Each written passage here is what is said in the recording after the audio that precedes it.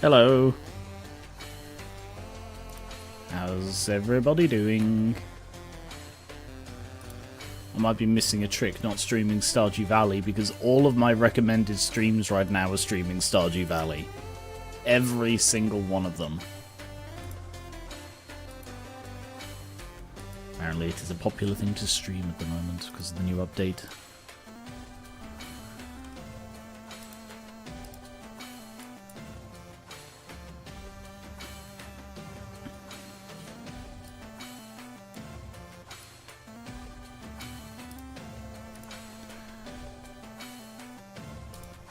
Right.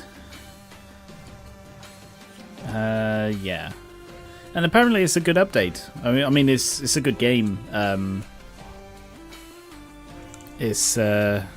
Yeah, apparently the new update's been very well received.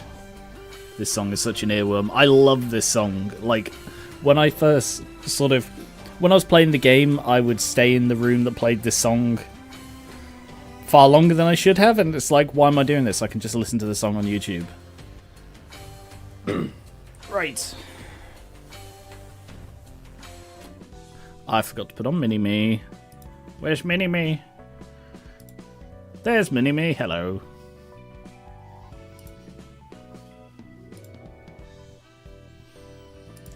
Right. How is everybody doing? Well, I hope. I should probably do an intro and stuff, shouldn't I? Hello and welcome back to Gary River vs. Library of Ruina Live, Part 19. And today we are going to be doing the Isod realization, opening up the Hod realization, which will open up the Netzach realization, which will not open up Tifreth's one.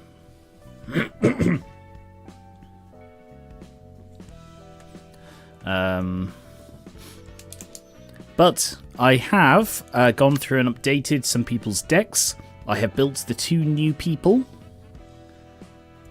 Because we had a new person in Netzach's one. Tetra is now here. And the new one in Yesod's one is, based on a suggestion from someone, I can't remember if it was on the stream or it was on the Discord, Elma. And after I designed Elma, it's like, actually, she would go really well with the Seyo outfit. And it's like, but now I've got 2 people. So I'm half tempted to make it like a rule now that everybody has that at the end. But I think it's just because it fit both of these teams and the characters. So,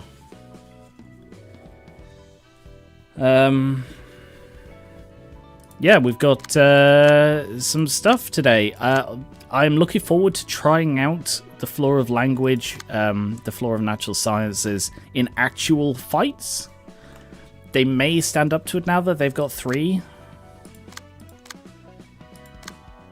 Yeah, it's a shame the way this game is built that the floors you get later they're not worth using because they need so much more like unlocks than they can have at this stage of the game.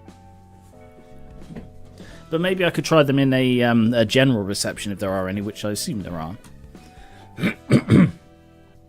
But first things first, I will mention I'm feeling a little ill today.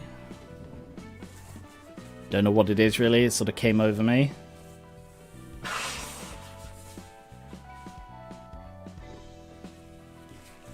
I'm a bit tired. My legs are a bit wibbly.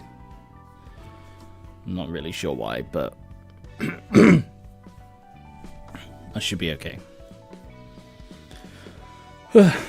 Shall we just jump straight into your Swords one? What I've done is I've built... Let's see, have I made any changes? Minor ones. And Elma is built using somebody's old build, I think? Did I finish? I did, yes. Okay. Yeah, she's just another blunt build, basically.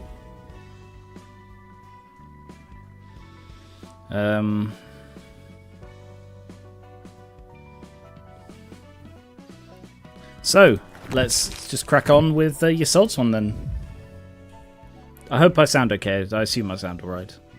I guess you guys would tell me if I didn't. The time has come for this floor as well. Yesod, what is your progress on the compilation of the city's technologies? We've managed to gather a sizable amount of information on the city's technological aspects.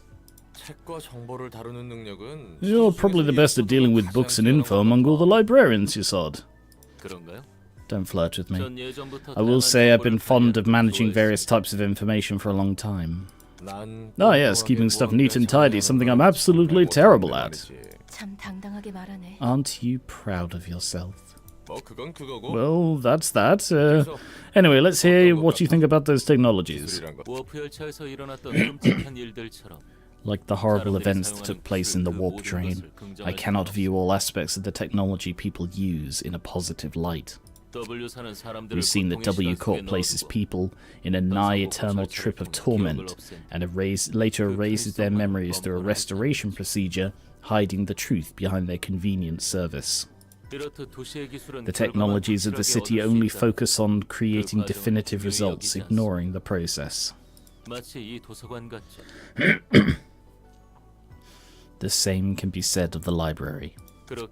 Thus, I conducted additional analysis on the library and its powers we are using. A pointless affair. The library's interior can change according to one's perception. In other words, one's mental state is reflected in the physical space.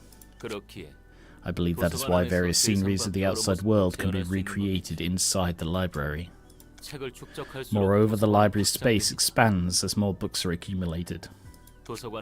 This evidently suggests that the library is bigger on the inside, almost like some form of blue box.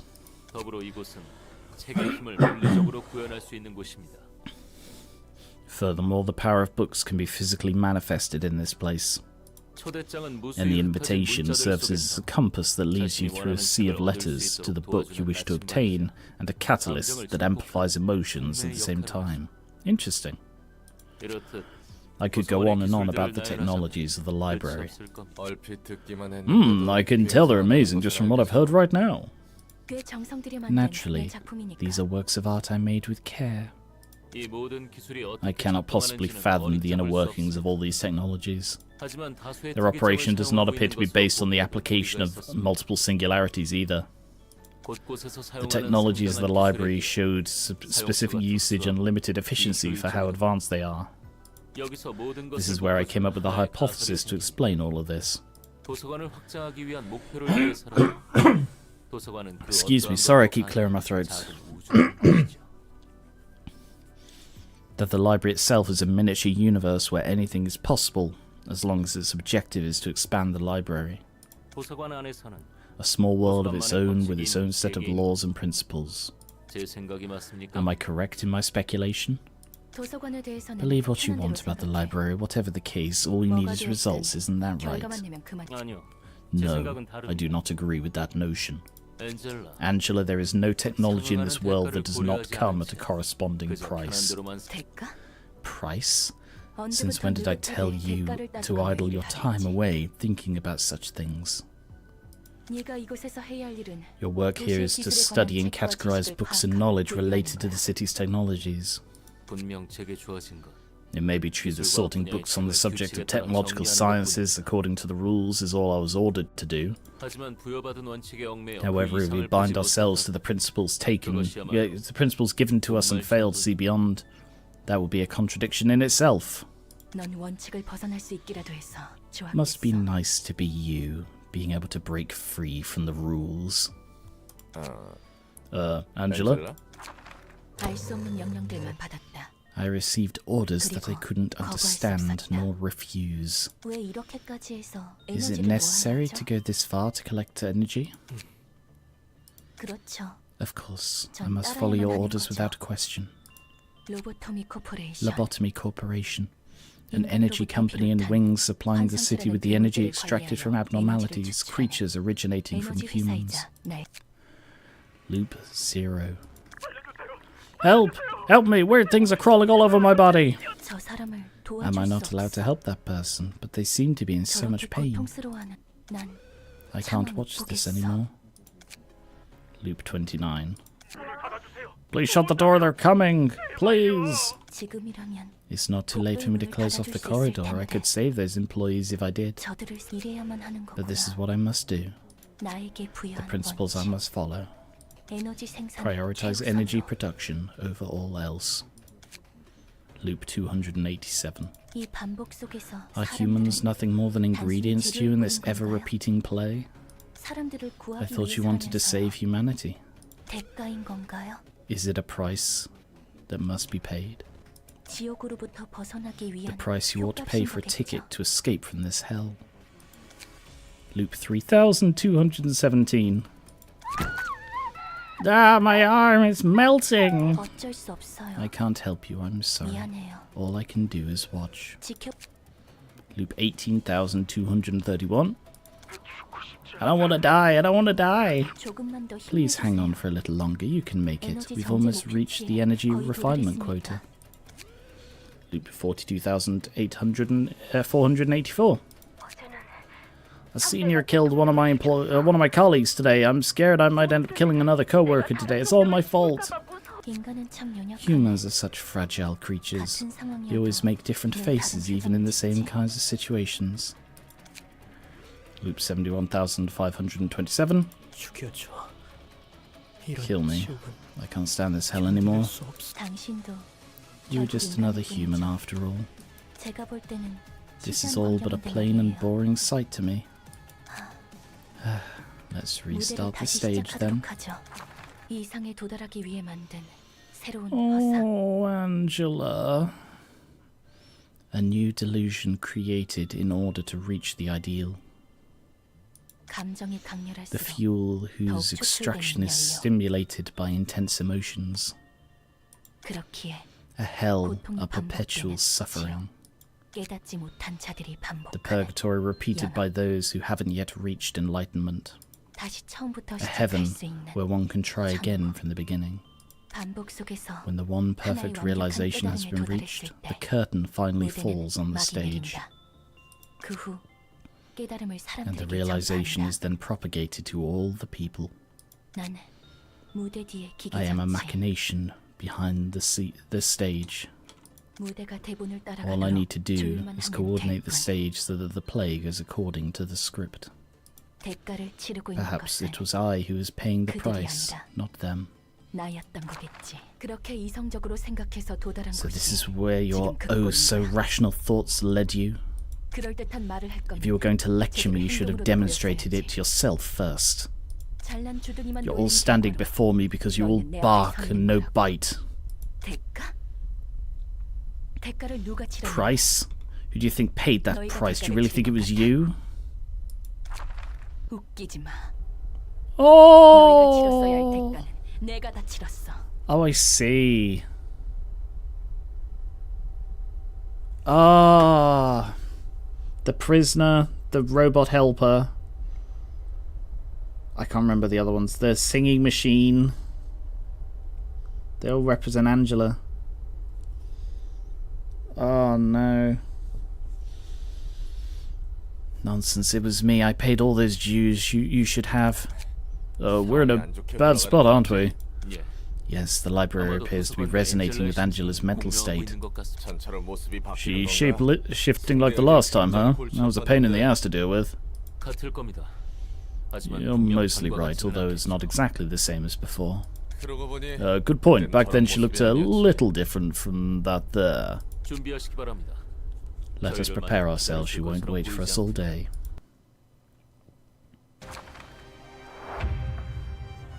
No. Haha, this is freaky. You gotta be wide awake at times like this. Is she okay? What if she doesn't change back?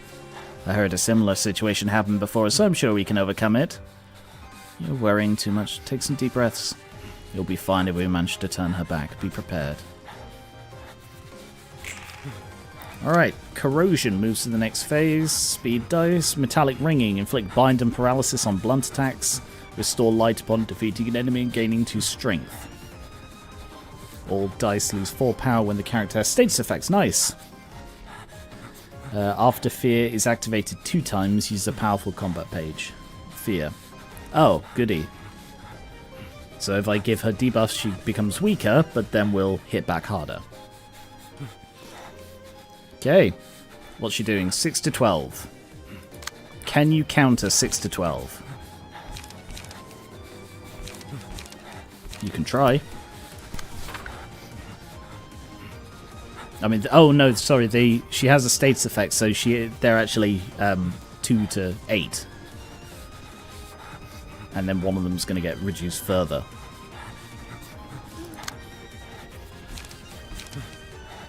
Let's go with some smoke.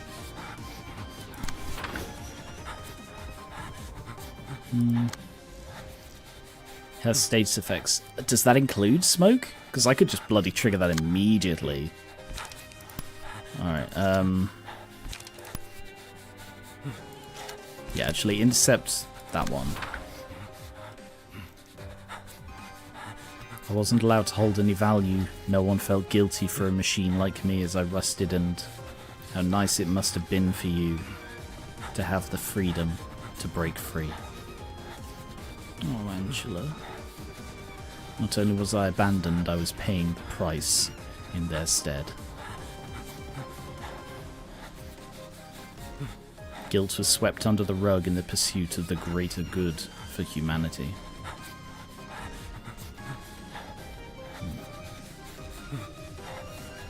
Who is responsible for tying me? Those who carried out the research, or those the researchers wanted to save so dearly?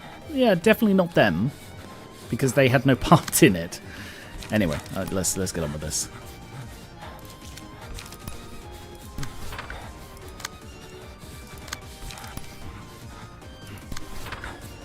Draw a load of cards.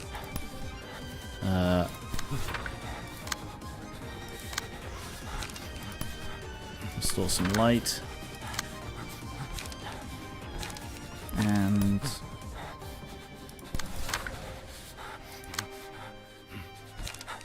restore light. Okay. Nice one, Ryan. See, I'm a fan of the half mask, so the aesthetic of like the belt over the mouth is just a really cool look to me.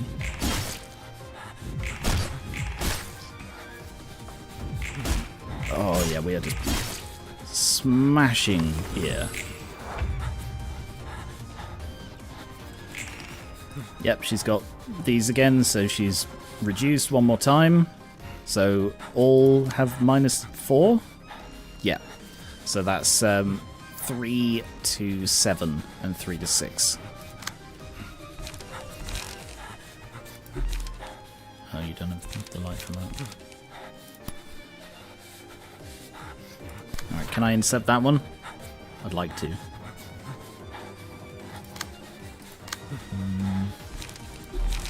Don't have the light for that. Elma, do you have light?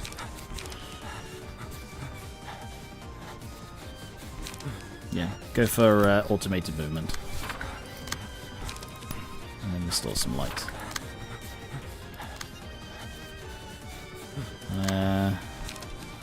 No, we're going to end up nicking this one, but that's fine. Alright, nick that with mannequin. And then get some light. We'll go with... just extract some fuel. Hold on to that.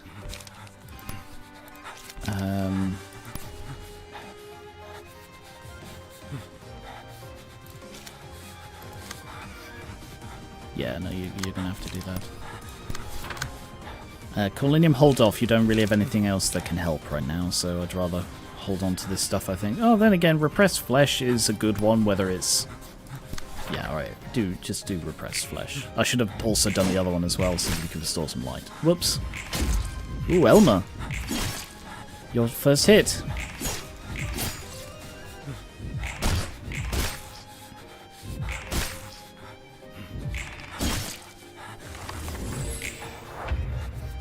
I've just noticed that Pleblord's hands aren't black as well. That's odd.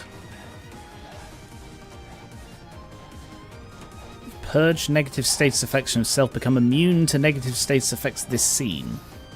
Okay. Oh no, that's not good at all, is it? It's not good at all. Right. Then let's focus fire. Oh, no, let's focus fire with one that's actually fast then. And 12, 12, 12. Oh no, that's not going to be easy to beat.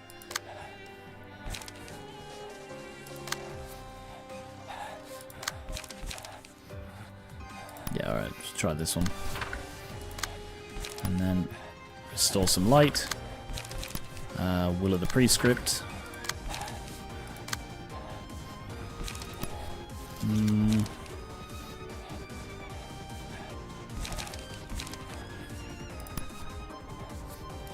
Let's just go with Will of Torment. And Creek and Puppet.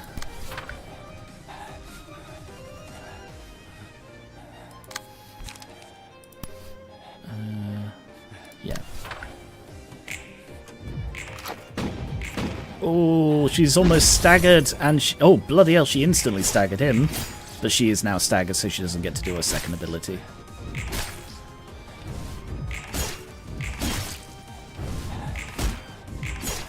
Okay, first stage done. Not too hard, that one. I overkilled it a bit. Deal 2 to 4 damage against the enemy with a status ailment. Interesting, the status ailments are coming up here as well.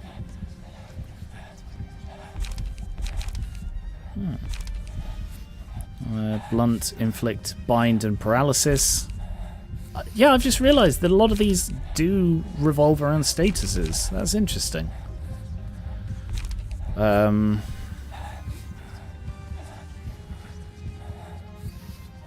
Yeah, metallic ringing is just too good, so I'll give that to Yasod. I think I'm fine so far still. We better watch out. So she'll keep changing her form like that. I'm starting to get the pattern. No problem on my end, by the way. That looks familiar. You know, that weird machine that would spin like crazy and freeze on its own? Is everyone alright? Let me know if your body's having issues. No, Yasod cares about his librarians. What's their deal? Bit of a weird look on her. Not terrible, but weird. After dealing 10 or higher total damage in the scene, restore light. Fully charged. Use a mass attack if the character has 4 or more light. If the character has not used the mass attack for 3 scenes, change its cost to 0. Goodie. After dealing 10 or... yeah, restore light. Alright, so that's it. It's just the mass attack and restores light. Why are you broken?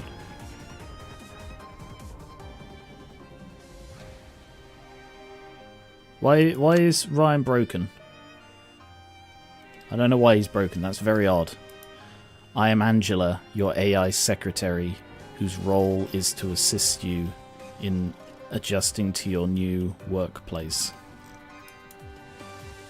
I am the best in a majority of work fields. This is what she said. I am able to handle the work of several dozen people at once. This is what she said when you started a loop. A machine that must operate as its designer intended. Oh, Angela. Has to be this way. These are the principles he instilled in me. Is it necessary to go this far to collect energy? Okay. Of course. I must follow your orders. Without a question.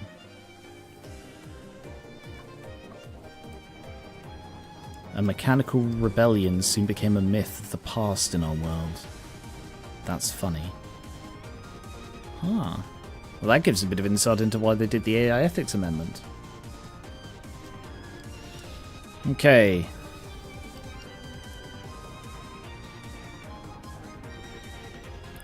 Nine. 1 to 4. 9. Bloody hell.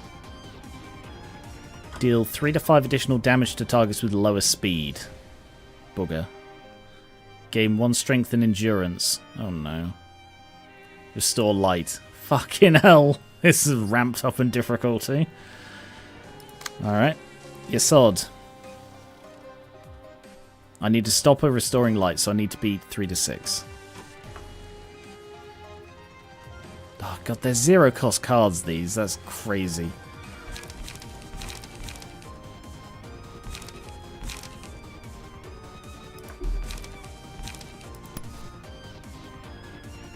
Not good.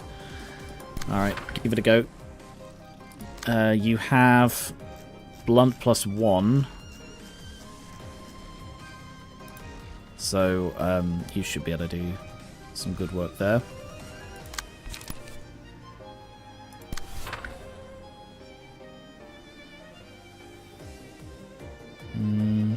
I have nothing faster than that, so I can't block it. Bugger. Can't do that either, so you're just going to have to creak at it.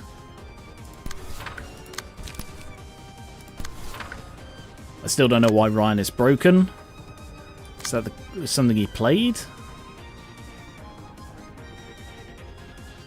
Have you ever wanted your sentient AI to be a little more sentient? Well, introducing Grinder Mark 5.2 Angela. Elmer?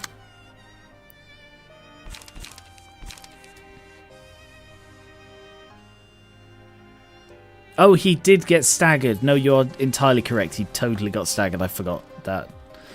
Yep, that's cool then. I was thrown off. Just completely didn't see it.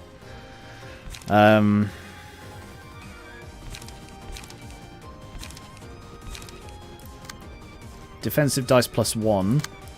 So automated movement could work here.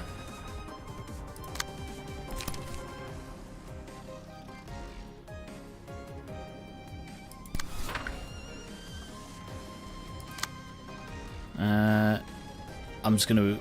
I mean, she's going to restore stagger with that in a clash. So if I ignore her, I don't think it will. Let's go with a couple of endless battles then. Or an endless battle and a extract fuel. Who are we focusing on, guys?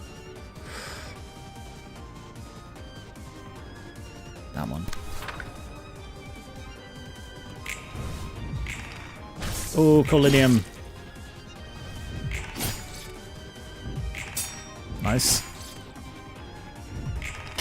She looks happy at least, that's nice. I know it's just replicating the smile from the robot, but still.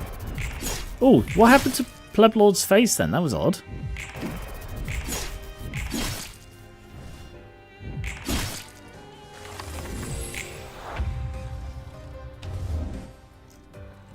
Not bad. 3 paralysis, 3 bind from Colinium hitting her.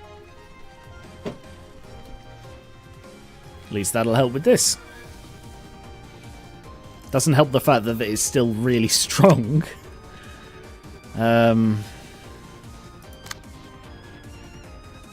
God, these are such high numbers.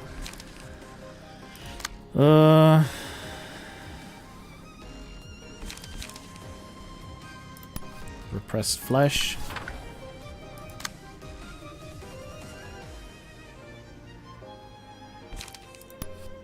Deep drag.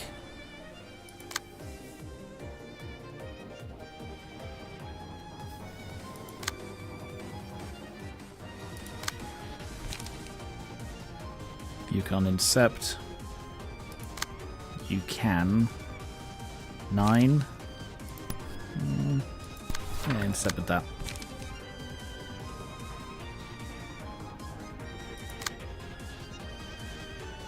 And they're both on the rest. So it seems they're going to alternate between rest and damage.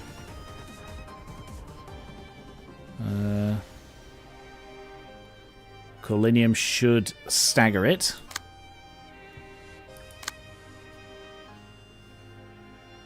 How are you doing? 10 stagger, 23 stagger, right. If you break through that one... No, ignore it. Break through this one instead.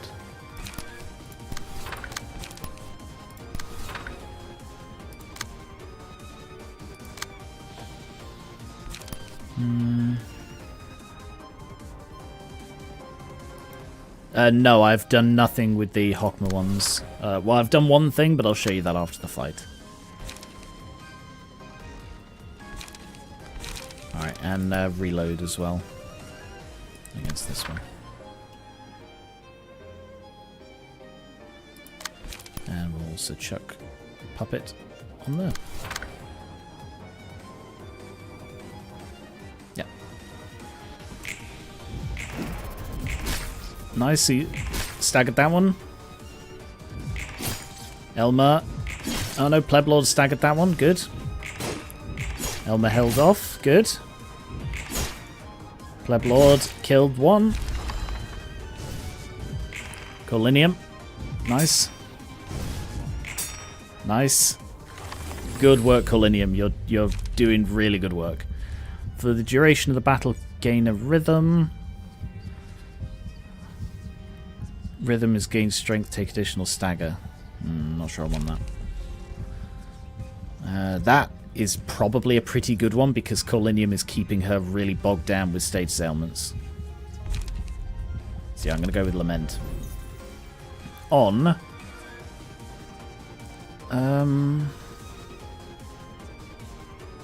I think actually I'm going to put it on Ryan because he's dealing a lot of damage.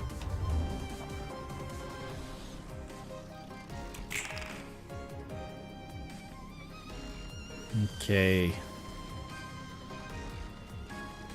Alright, she's going to do a lot to try and gain some light back. So we need to beat her down. It's out of love. We're beating her down out of love. I want to help you, Angela. That's why I'm hitting you. Ooh, that got dark. Anyway. Moving right along. Yeah, I'm just going to ignore that one then.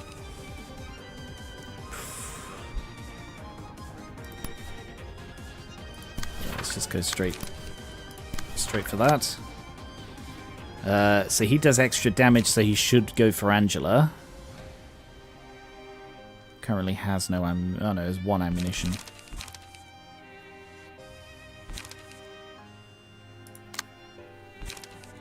It's out of love. Oh my god.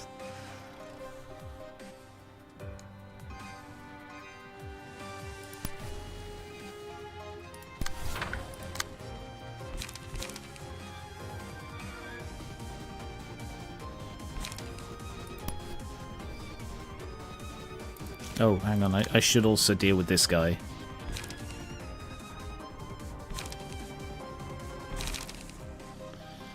Alright, actually what I'm going to do is I'm going to reload. And suppressing shot. That should be enough to deal with it. Colinium. Not you, Colinium. Your sod, sorry. He's using charge. Okay. That's alright. I'm just going to ignore that then. Just keep hitting Angela.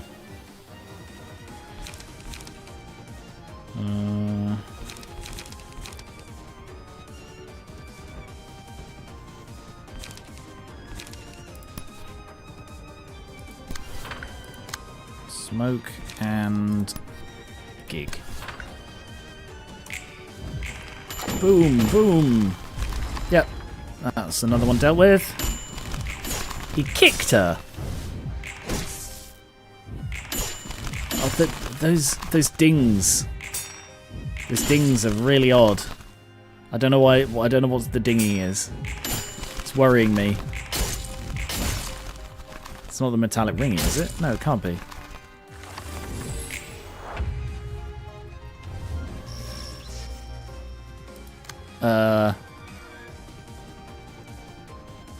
No, I don't know what that dinging was.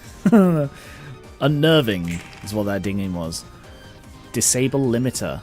User becomes staggered next scene. 6. Mass individual. That's not actually particularly hard to deal with.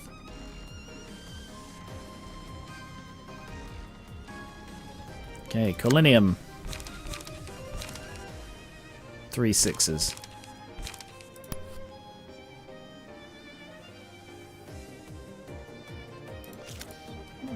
What do I have? Lament, metallic ringing.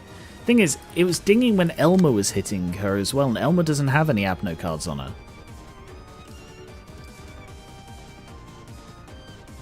Oh, hey, Oatmeal, welcome. Because we've got Yasod with metallic ringing, and we've got Ryan with Lament. But nobody else has any, and it was definitely dinging when Elma was hitting her. So it's got to be from her end. I don't know. Weird. Right, Creek.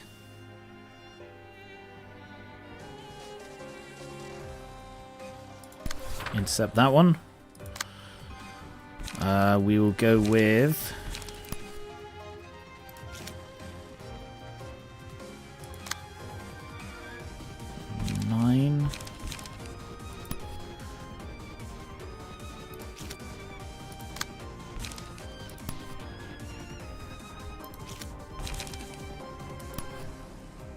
Alright, Bayonet.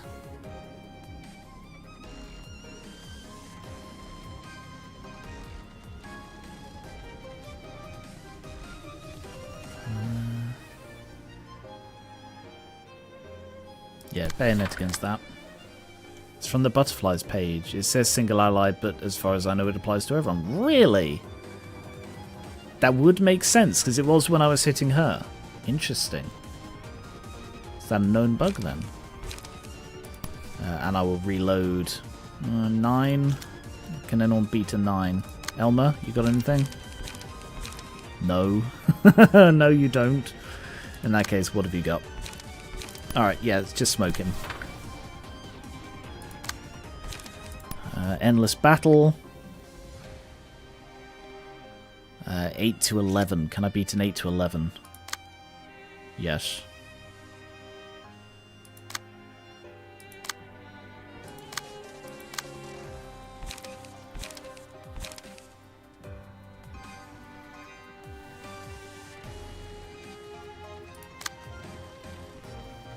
Did he roll a 1 there? No, I can't check.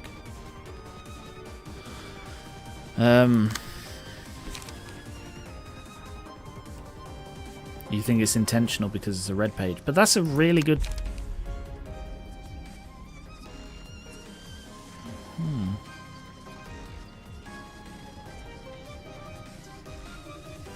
I don't know why that's a red page, because that just seems really, really good. Anyway, sorry. I'm getting distracted. Alright, scratch that. Just chuck it on there, I guess. And draw. Yesod. Why don't you...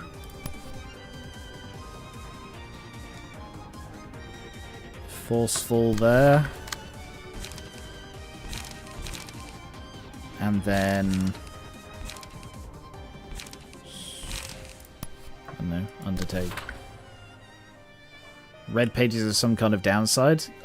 I understand, but that one doesn't. Like, it's a case of you do extra damage and you can gain strength. There is no downside to Lament that it says on the page. Alright, you do your best there, and also extract fuel. You may as well just chuck that one on there. Leaving a creek to hit that one as well.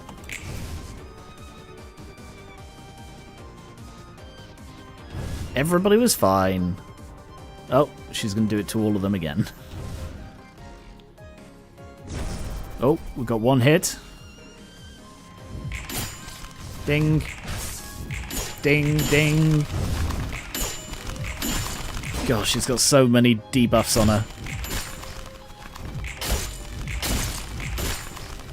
It's like Laughing Powder on the floor of art. Yeah, Laughing Powder's a good one. Nice, staggered. And killed. Brilliant. Great work, Colinian. Just her to deal with. Blunt dice gain power, speed is fixed, deal plus 2 to 7 damage and 2 to 5 against the enemy with the lowest current HP. Offensive dice gain power against enemies with slower speed. Oh, they're both very good, but that one, against a boss, that one's amazing. I will give that... Oh, I've already chosen it now. I suddenly realised, oh, actually, I should give Corlinium the bonus to power, but no, I'll give this to Yasod.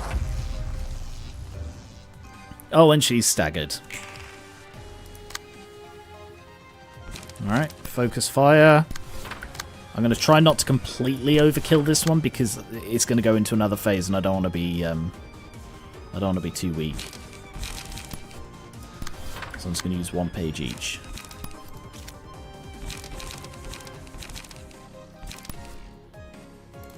I will check that one on there though. And you only have 1 page. Actually, that one's a free one, so I'll check that on. So Elmer's going to be doing the majority of the work here, I think. Never mind.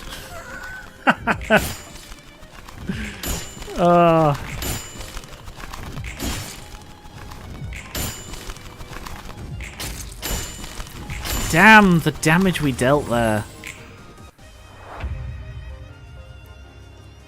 Okay. All we could do is help her face it rather than avoid it. Not that we're much better at having a discerning eye. It's natural to feel lost, even we can experience it sometimes. It's not a simple matter. This might be an opportunity to understand her issues together. I hope she comes back to her senses as quickly as possible so that we can have some conversation.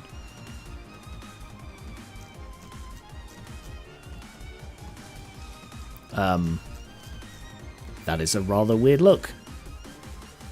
Although she's dressed like a librarian, she's got the little bead.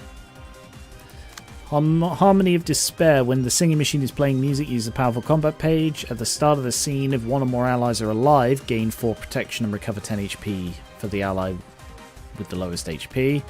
On the scene, I Crave That Melody. Use a page that buffs allies. Alright, kill the allies first.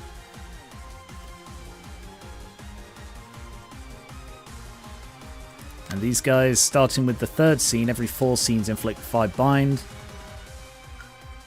And use a different set of combat pages. If no one is inside the singing machine by the end of it, the addicted employee. Addicted employee, wow. With the lowest HP enters the machine. Alright.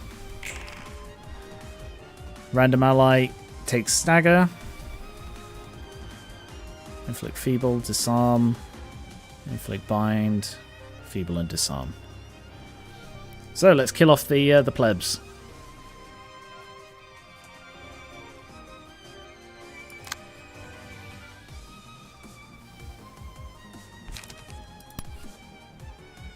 They're not very powerful.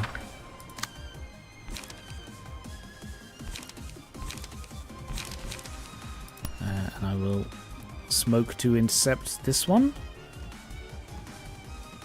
Yeah. A random ally takes stagger damage. Interesting. Tiny performance.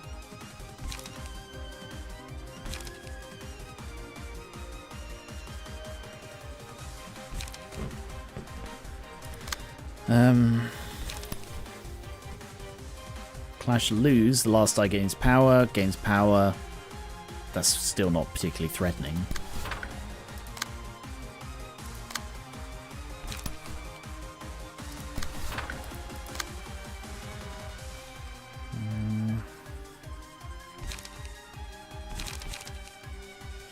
On Clash lose, inflict feeble to self. Inflict disarm to self. Interesting. Automated movement and puppet. I'm weighing up whether I should try and kill them or whether I should just go for her. She has 4 protection, so at least this scene is probably not worth it.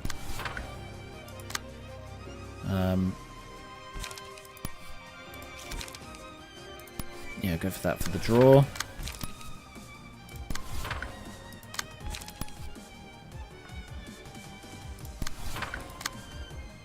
Okay. Nice. Max damage. Did 1 stagger and that was it. So yeah, I probably can't hurt her right now. Ooh.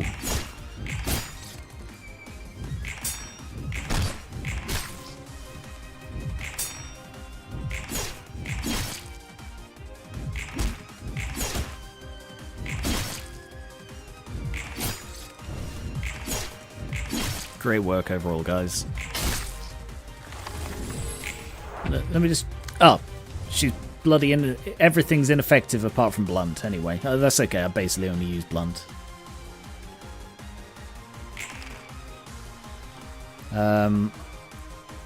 Clash lose. Yeah, still not really much of a threat. I'm going to have to do some intercepting.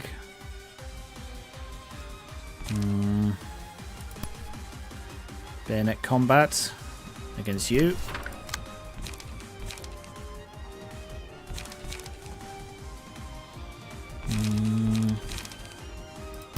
Reload against you.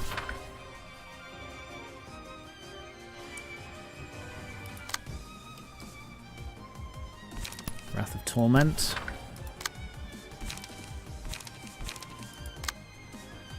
Pleb Lord seems to be the weakest build on the floor.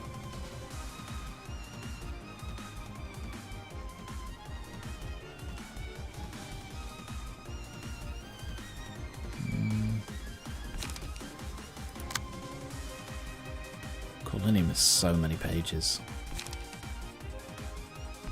Alright, let's throw in repressed flesh.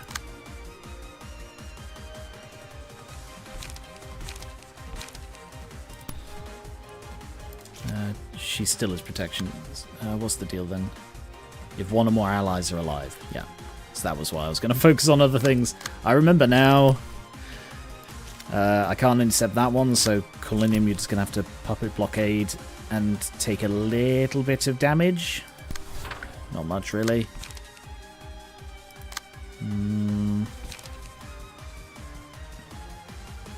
Actually, I wonder...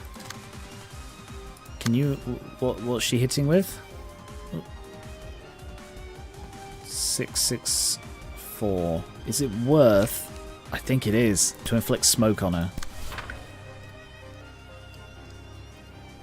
So that way anyone who does happen to hit her will do more. Oh yes, I didn't even check this thing. Cannot be targeted if a character is inside the machine. The start of the scene, the character inside the machine. Oh yeah, that's okay. Not a problem.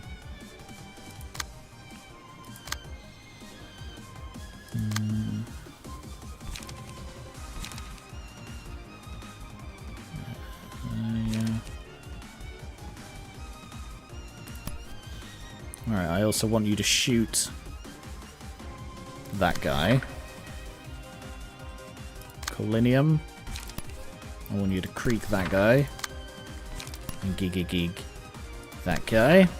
Elma.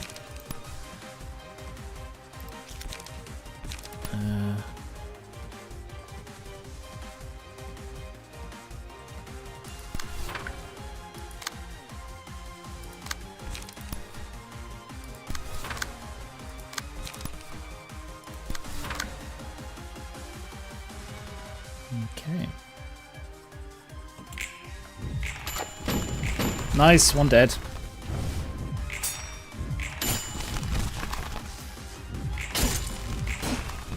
Well, we are dealing some damage, but it's not worth trying to kill her until she loses the protection.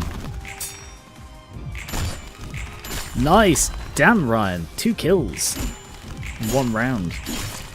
Hey, Port. We are doing Angela's realization on the Assad floor. We're on to the 3rd form. Max Light, gain haste and deal damage. Blunt damage. Additional gain power with slower speed. I think that is really good because Colinium keeps inflicting bind. Gain power against enemies at slower speed. Yeah, I'm going to put that on Colinium because Colinium's doing some really good work. Okay. We managed to kill off all of the little helpers before the machine opened. So nobody can go into the machine. That's incredible, guys. 3 to 6. 3 to 6. All allies gains 2 strength this scene. Not gonna help. There are no allies. I mean, there's you, so you'll gain it, but... I just need to beat 3 to 6. I don't think Angela can. Because I think the idea was that they used pages that put someone into the machine. There's nothing here saying... Yeah, there's nothing here saying that someone will go into it. And if it's not an effect on her cards, then her pages, then nobody will, I don't think. Unless it's just something unwritten.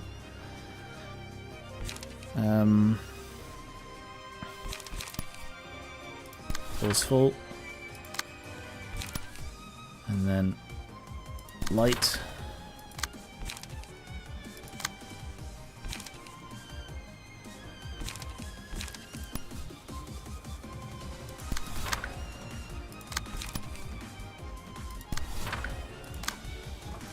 Let's do a focus fire as well.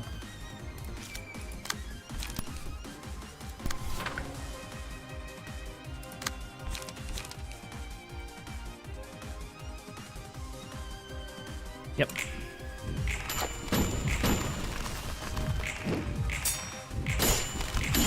Nice.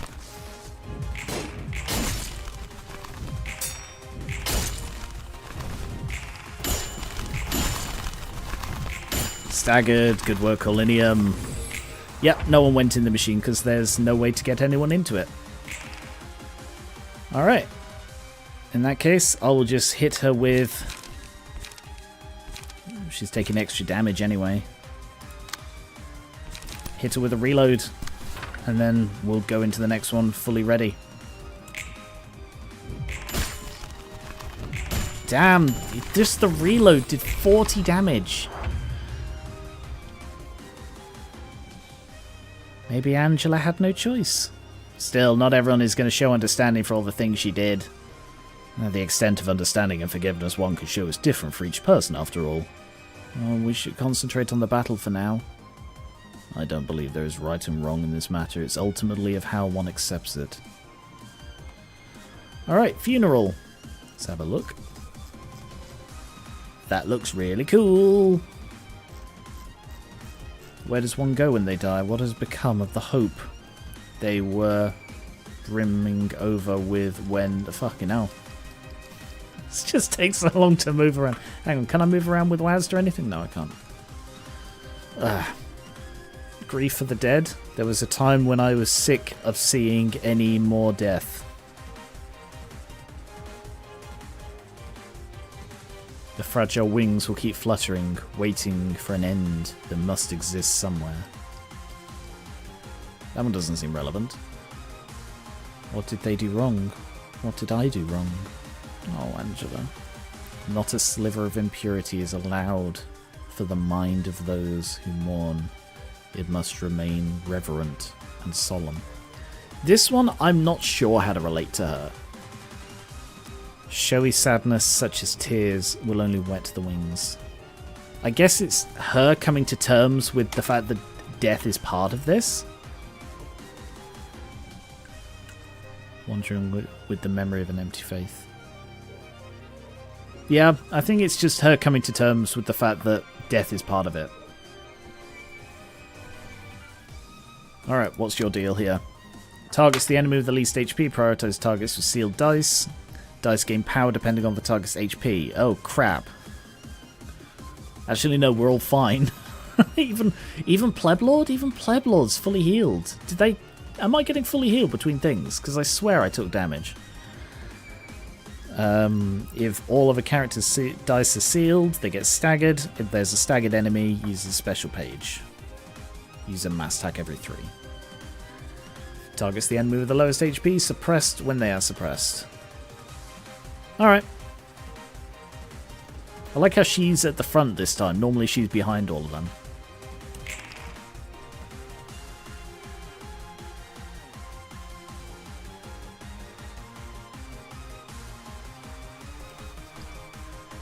Uh, 2 to 9, seal a speed dice. And 4 to 8, seal a speed dice. Oh, you don't get fully healed, but the game is nice enough to heal you a little.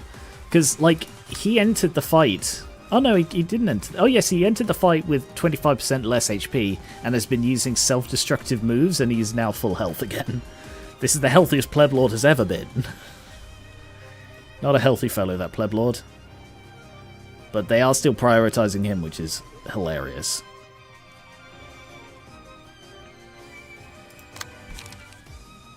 Yeah, hit back with that then, and that'll be a 4 to 10.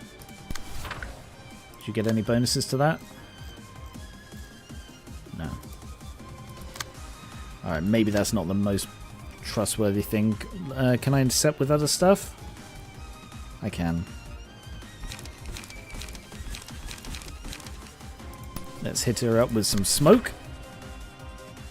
Can you seal its speed dice like last time? Yeah, if she uses Guiding Hand on a Clash lose, it'll seal her own dice. And the reason the guy got staggered so quickly was he used like that card twice. So he staggered himself just by being blocked.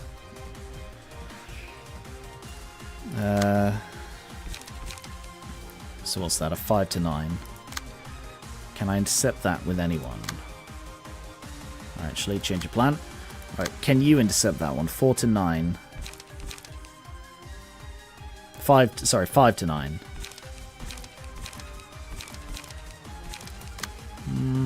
Not certain. You probably could, but you're not really in a position to. Alright, instead you deep drag. And you...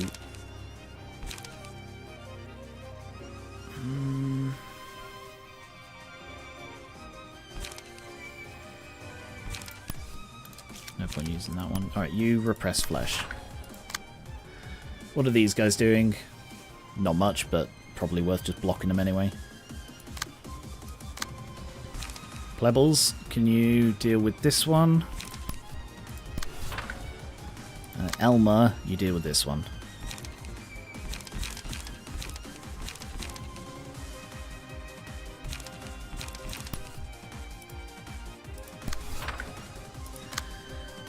We will also... How many ammunition? He's got 2.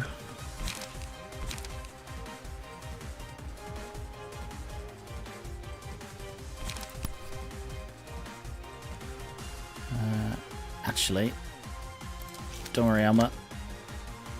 He's got this one. To get some smoke and light. He will then load up and then focus fire. Elmer, you are just gonna go for Angela. Your sod. Chuck that on as well. And then I need some light back. So, gig. And... Sure. Let's just throw everything on Angela. This might be just as quick. One ding on me. Oh, she looks cool with those guns. Oh, we're not doing a lot of damage to her. Damn. I didn't check her resistances. Because at this point it doesn't really matter. There's not much I can do. No, we're just chipping through her health much quicker than we're chipping through a stagger. Look at all the debuffs she accumulates. I just hit her for a bit and she just gets 50 debuffs. Ah, everything's endured. Damn. 4 bound, 3 paralysis, disarmed, feeble, fragile, burned, and smoked. It feels mean. It feels quite mean. Guiding hand.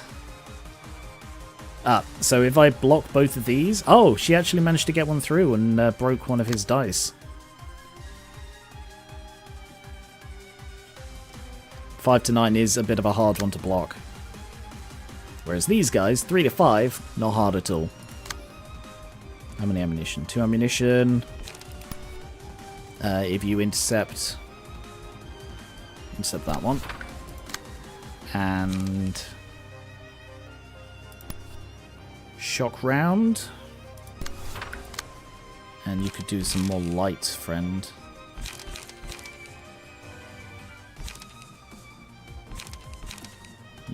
Don't have much in the way of light for you.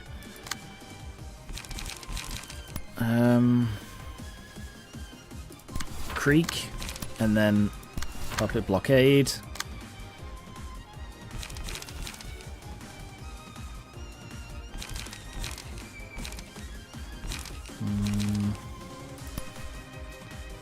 Forceful.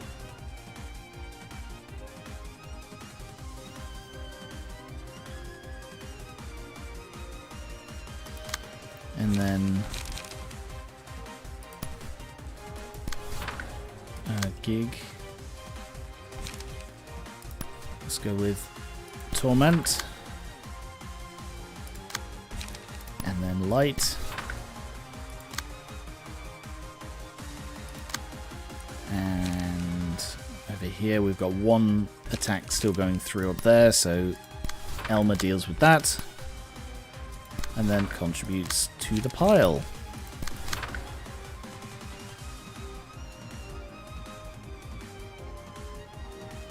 Okay. Good work. Staggered and beaten. And then we just got a load of extra attacks because I underestimated my ability to hurt them.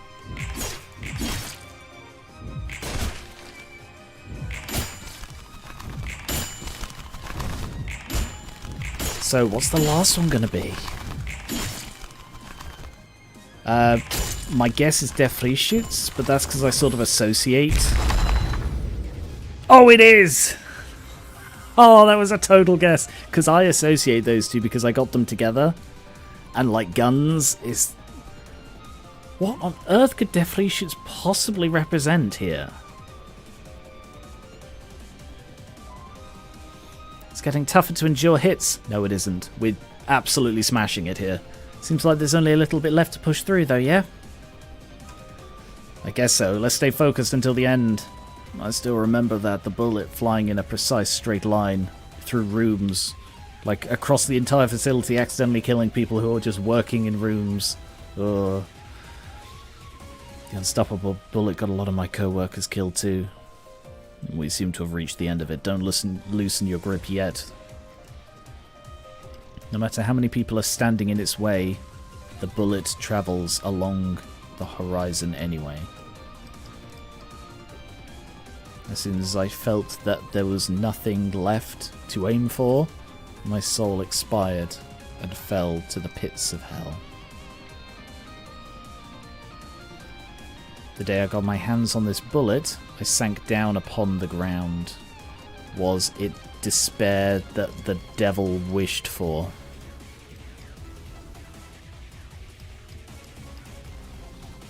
When I thought at last I was alone in this pit of hell, I came to a realization. Perhaps the last bullet was meant to puncture no one else but me. Alright, the one that made me this way was nowhere to be seen at some point. Alright, my assessment here is... I mean, it could be the ends justify the means, but I just don't feel that's a particularly strong theme on the floor.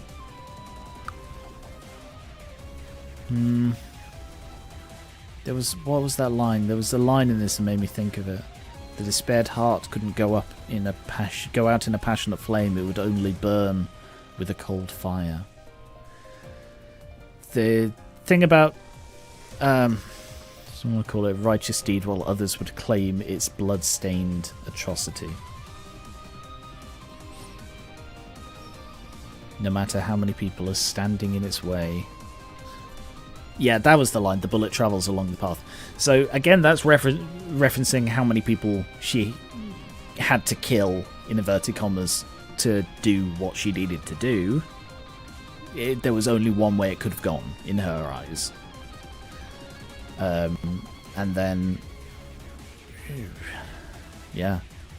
Alright. Magic bullet. 7 bullets. Stagger resist does not fall below 1. If the resist reaches 1, lose 50 HP and recover stagger resist next scene and change behavior. Okay.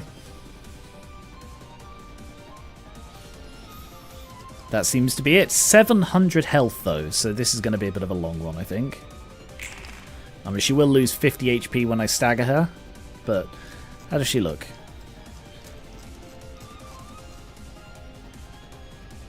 I mean, it's a cool outfit, but I don't love the look on her. I don't think it looks like Angela, really.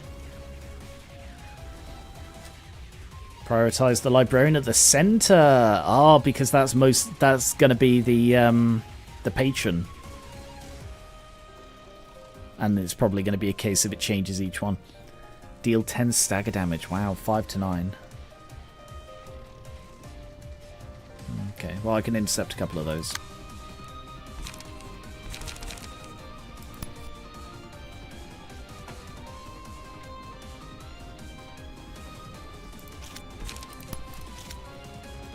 Anything that increases defense? No.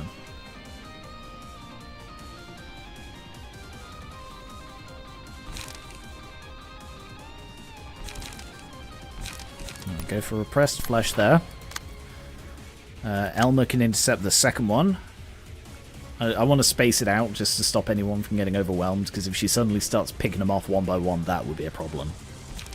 Automated movement. And the last one. Yeah, these are ranged ones. 5 to 9.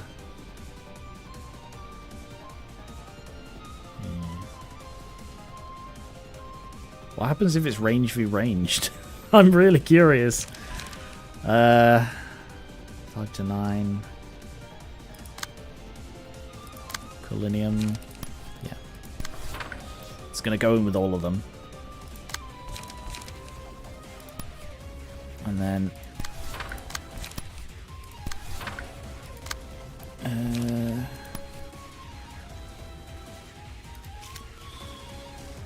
smoke a little to get some smoke. I mean, you have some smoke, so you're dealing 10% more damage. Oh, that's cool. It actually says. Because he's got the puffy broom, so it does actually say that his damage is amplified there. That's a cool touch. I didn't think that happened. Reload.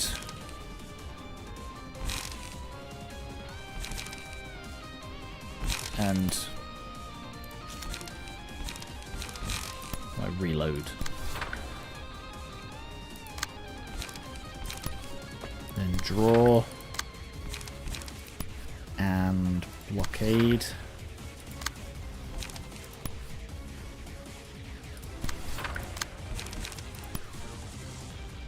Like, her stagger can't go below 1, but I can still kill her, basically. So we're just going to fucking stomp on her here. Oh no, wow. Okay, that just went through then. Oof. We are not doing very well at blocking these. Colinium did, though. And then staggers down.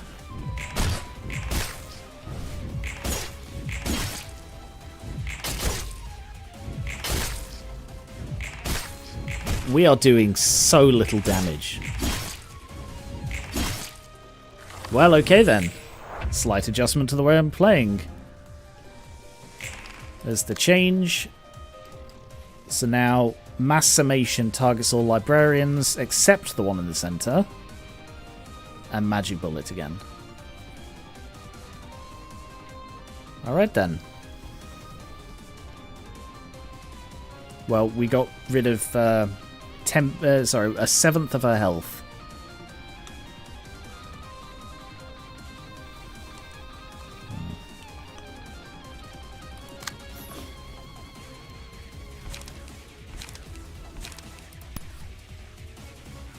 To 12. Ooh, damn. Yeah, this is actually kind of hard. I'm not going to beat that.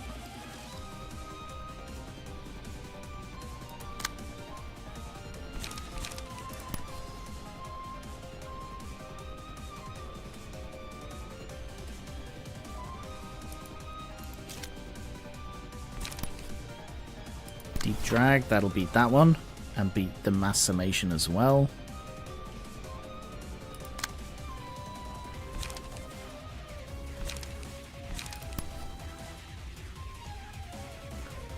Take that one, that should also beat the mass summation.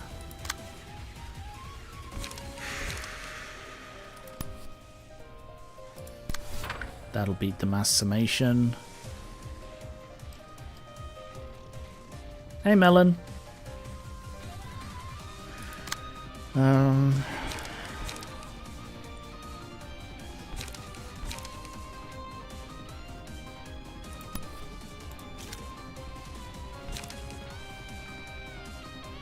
Go with Tracer Fumes.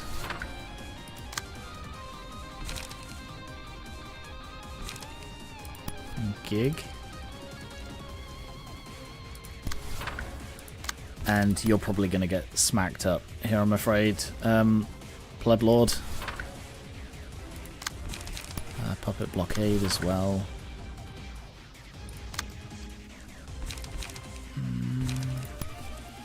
Draw and Puppet Blockade.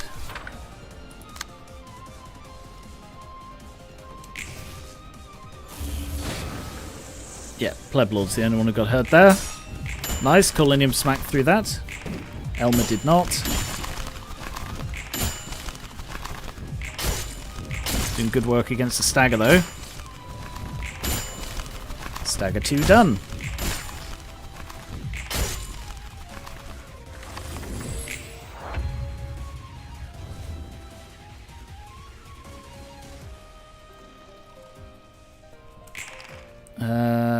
Mass individual targets 3 random librarians. Inflict 1 feeble and 5 burn. 1 feeble and 5 burn. Mass individual 8-4. Okay. 8-4.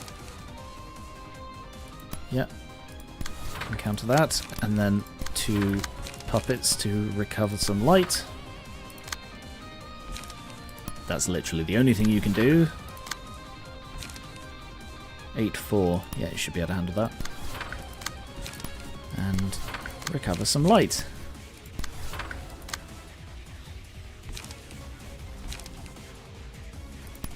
I want you to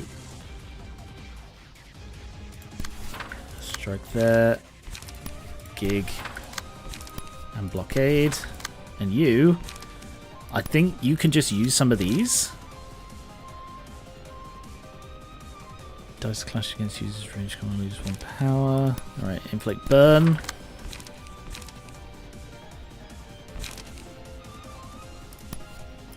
Paralysis and paralysis.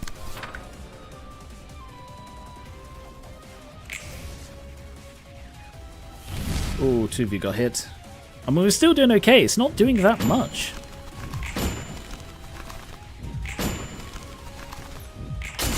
We are shredding through her Stagger repeatedly.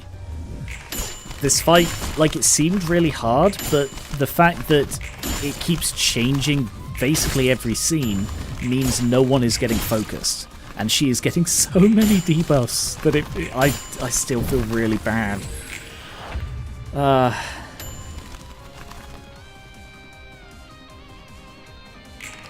Okay, mass summation 1 to 11. Deal 10 stagger to target and 5 fragile. 10 stagger, 10 stagger. She is now half beaten.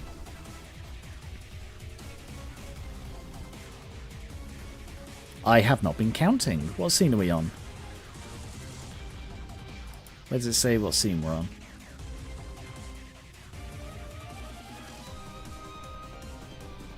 Is there anywhere that says what scene? I thought it normally did. It says at the beginning, doesn't it? So I don't know. I wonder what she's going to do with the 7th one. Oh god. Oh, sorry, not 1 to 11. That's 11 to 11. Ooh. Mass summation though, so that's okay. I think this is the 4th one. I think I've done it 3 times, so I think this is the 4th.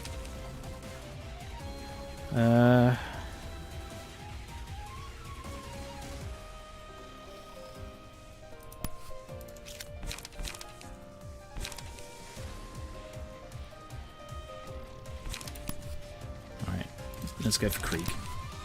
Creek and then Puppet.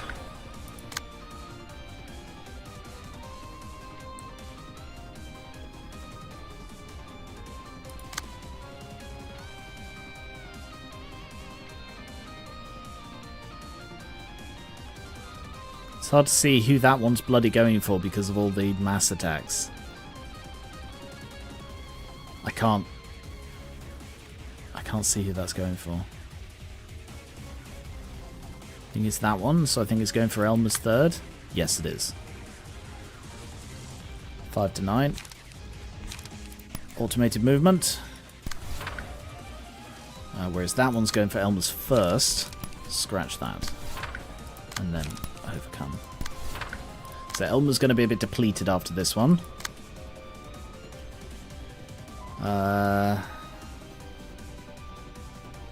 And that one is going for Pleblord.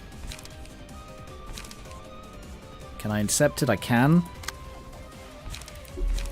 Can't afford that one though. Bugger. Okay. What's it? 5 to 9? Yeah, alright. I'm going to intercept that with a smoke.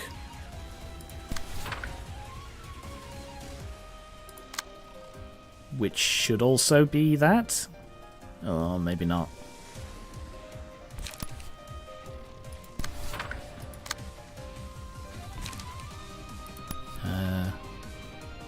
No, actually, change of plan. I'm going to intercept that with a suppressing shot. That will definitely do it. And then a smoke as well, just to give you some more smoke. And frost bullet. Colinium Yesod. I keep getting Colinium Yesod mixed up. I don't know why.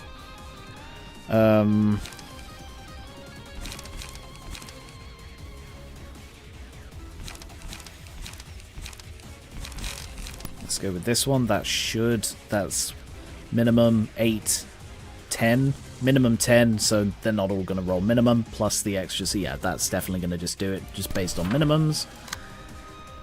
And then let's get some light back.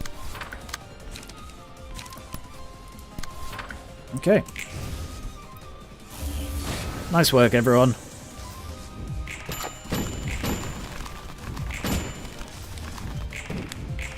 Nice.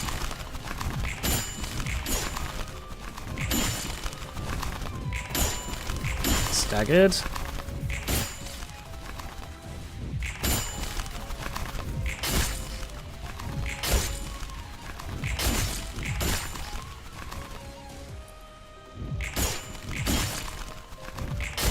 And did almost 100 damage as well. See, 19. Oh, okay. There's no way to keep track. What's the big portal behind you? It's gonna shoot everyone, isn't it? Mass summation, silent bullet. 13, inflict 10 burn, 3 feeble, 3 disarm next scene. Mass summation. Okay. Alright, I'm gonna have to focus fire you.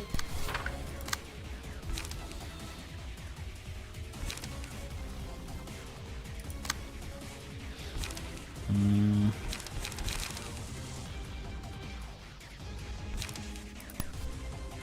13, yeah.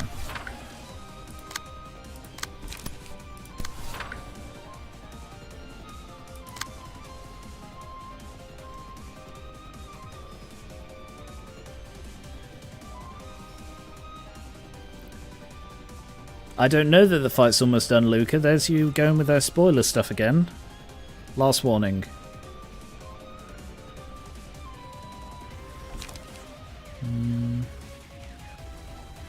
13.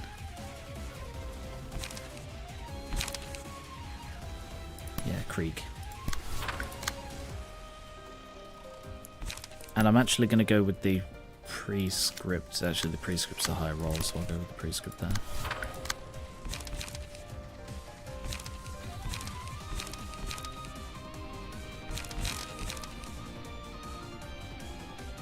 Yeah, I've got no light at the moment. I've got no light regeneration, so I'm going to hold off on playing anything else. Because I might need to do a mass summation next round.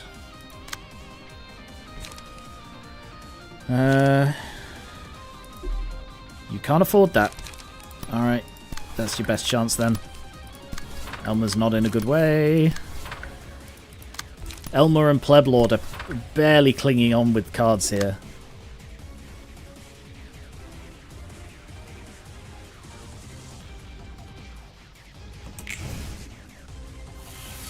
Elmer got hit. That was a gamble, though. Ooh! Smash through your own portal. I can't even see what's going on because the portal is blocking all the numbers. Oh, thank you. Knocked her back out of the portal. So I could see that she's about to get staggered. Oh, back into the portal. Oh! Oh, wow! Characters deal 4 to 8 damage with attacks. This reception they suffer stagger upon taking a hit. Whenever they defeat an enemy, they recover. On hit against an enemy whose HP is 50% or lower, CL1 speed dice. Yes! Yeah. Okay.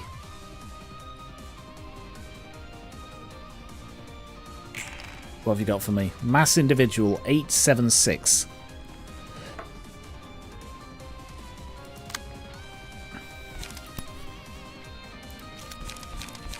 Uh-oh.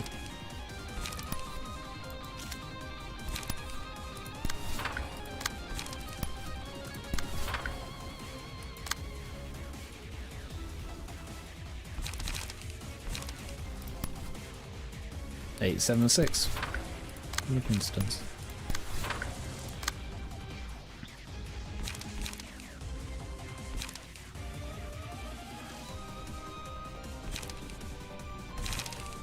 Damn, 876 is actually quite hard to beat.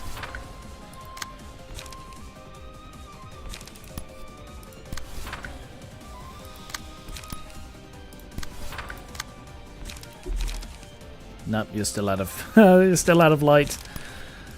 Alright, Elmer's really scraping by here. But I think we're gonna beat to this round.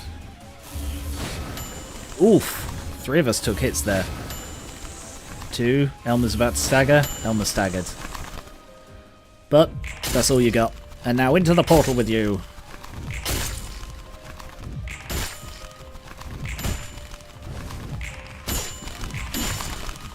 60.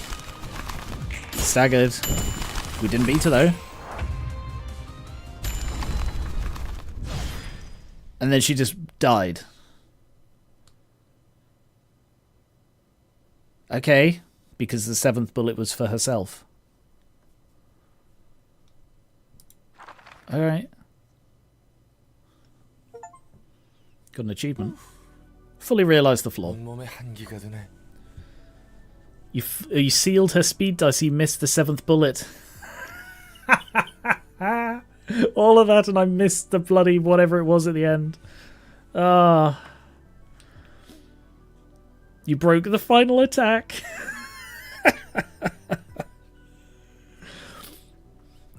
Whoa, sends a chill down my spine. This isn't good. I can't do this every time. This is not good. Have you come to your senses now? Yes, I have. It's actually irritating to be this sober, rather. Nothing's more annoying than all the memories of drinking and doing nasty stuff coming back to you in the morning. Especially when you have to clean up the mess.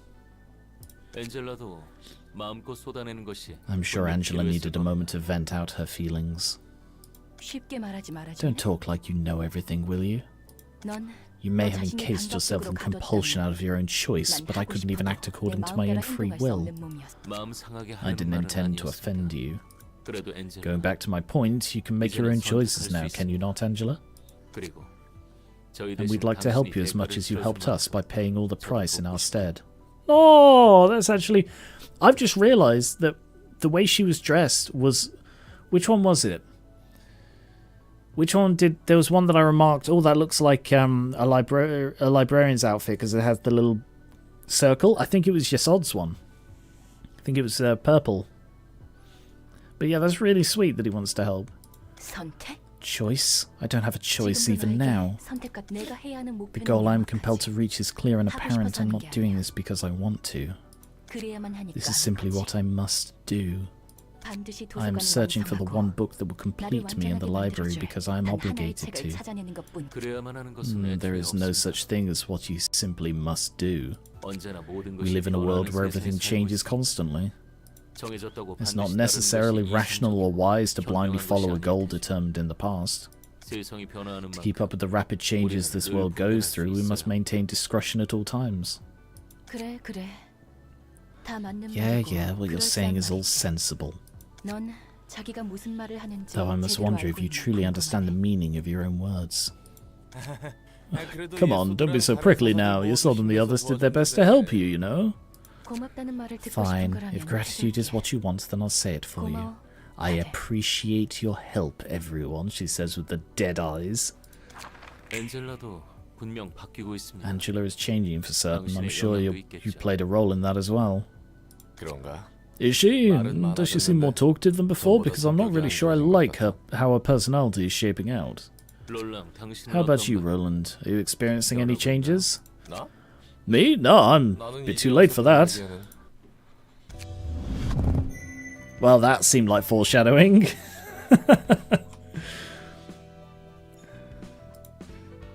It's like if your doctor just comes up to you and randomly says, "You feeling okay?" "Yeah, I'm fine. Why'd you ask?" "No reason." Request the 7th bullet and dark flame. Wow, look at the picture of the dark flame. Just as the devil said, the bullets will puncture everything you please, forever. The devil proposed a childish contract. The last bullet would puncture the head of his beloved. The moment he heard that, he sought and shot all the people he loved. What? One day the marksman realized the devil no longer followed him. He pondered why, then realized his soul had already fallen to hell from the beginning. What, you think maybe when you went and shot all the people you loved? Yeah, probably then.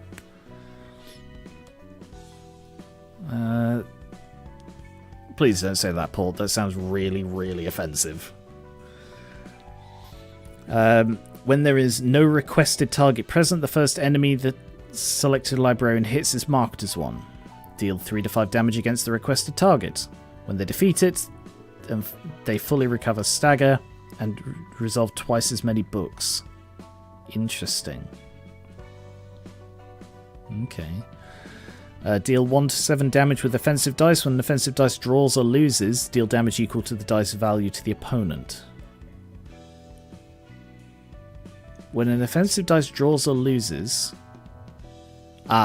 every 7th ranged, melee or ranged page targets random characters, including allies. So yeah, that is a very powerful effect, but it has, of course, the drawback it always did. For the duration of the reception, the endured ineffective resistances of all characters change to weak and fatal. Whoa! Wow. Okay. That's quite powerful. That sounds like that would break boss fights. Gain haste and strength each scene. Bloody hell. Regret, Grinder, 5-2, Harmony, Solemn Lament, and Magic Bullet. 5 cost, deals stagger equal to 10%, 3 times. Whoa, 9 to 19. A Mass Individual, 2 bleed, 7, 8, 9. Harmony, after each successful hit, a random ally takes 3 stagger damage and 1 strength. Upon defeating an enemy, all allies gain strength. Recycle this dice until it rolls the minimum. Each die on this page is rolled 8. Sorry, each die is rolled 8 times. Deal either 3 damage or 3 stagger. Bloody hell! That's crazy. Because, like, no page has 8 on it, so it's going to roll 1 to 6. God, imagine doing that against someone when it's just an unopposed one. You're just going to murder them. Especially if you give it to someone whose, like, blunt power is increased. Solemn Lament is nuts. Synchronize with Defree shoots for the next 3 scenes. Replace Oh. Place combat pages with unique ones. Deck and hand return to normal once status is disabled. Interesting. Synchronize.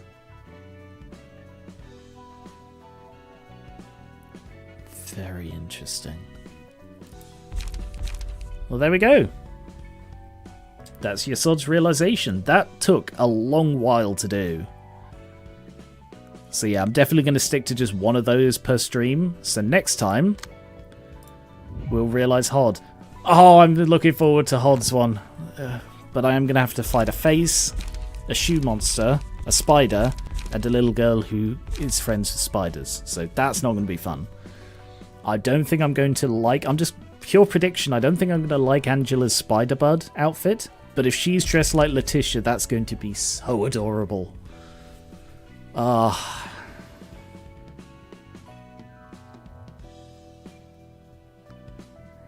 Amazing. That was a really, really good one. I'm loving these. They're just the big challenge mode. It's like, how well have you built your decks? How can you build them to last? Which is what most fights aren't.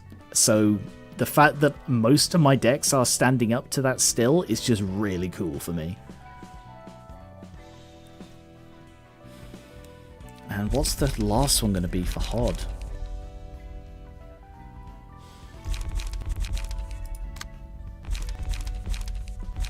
So these were Snow White, Flea Shoots. I don't know. I don't really know what theme they're going for here. I mean, I expect it's going to be a lot more apparent when Angela starts interacting with them. I assume this is like she had to hide how she actually felt, and she was compelled to act in a certain way. But I have absolutely no idea what a spider monster and a little girl who gives gifts are going to represent. I mean, the only guess with this one is that Angela did, like, there is a good soul inside her or something, that she does want to help people but is unknowingly doing terrible things or something like that. I don't know, that's a bit of a forced interpretation. But this one, it's literally a spider. Spiders have no feelings. Spiders have no remorse. Spiders have absolutely nothing positive about them. They're monsters. Hashtag not biased. Oh, this game is so good. It's not something I say often, but this game is so good. Like, I think it a lot, but I don't say it. Oh my god, I love this. I love this so much. Right, let's do a general reception. And I will use... Team Gabora, because I want to show them off a bit. Oh, hey Ranta, welcome. Just in time for me to get the floor of language in a general reception.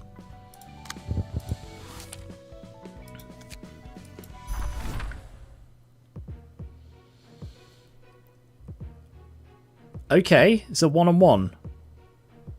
That was unexpected. Speed dice, slot +1, gain emotional speed dice at emotion 3. Ooh, that sounds cool.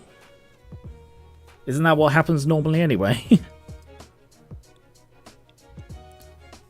Dong Juan, the Grade 1 Fixer. Carver of Scars. Offensive dice on the first combat page. The character uses each scene, gain additional effect, inflict bleed.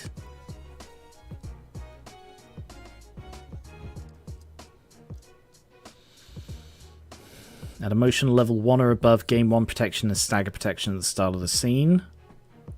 Ooh, damn. The amount increases to 2 at level 3 and 3 at level 5. Deal 3 damage against enemies with bleed. Shies. I mean, that's sort of crying out to go on Hod's floor, frankly, but...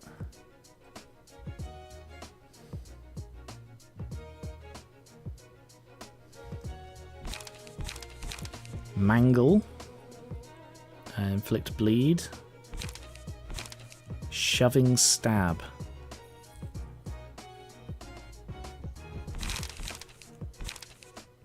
Critical moment. Disgorge innards. Ah. Damage increases by the amount of bleed. Interesting.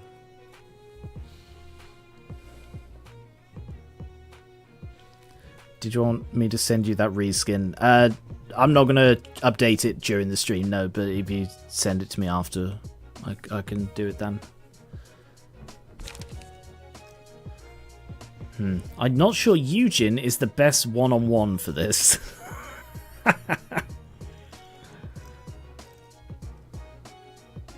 But okay, let's give it a go. Let's see, are you gonna be my opponent? The most important thing to remember is the feeling of the opponent's rhythm and keeping up with it. No. We'll talk about this later, Ronta. Critical moment.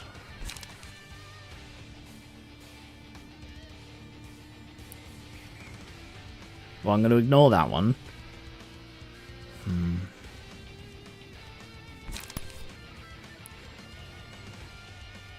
I don't think there's much I can do against that, but I'll try.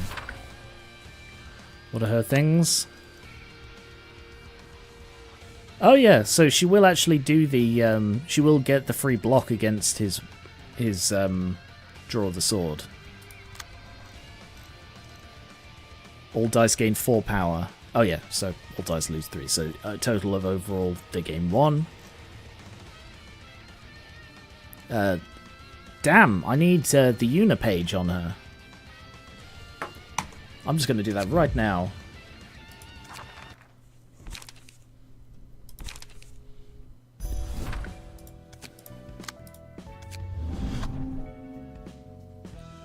Una. I believe it is a 3 cost. Lone Fixer. Alright, I will take out that one and put on Lone Fixer instead. Oh no, I can afford that one as well. Oh, I had 1 spare, yeah. Alright. Gain 3 strength, so all I need to do is survive the first round, and then she'll just gain 3 strength in each fight. In each scene.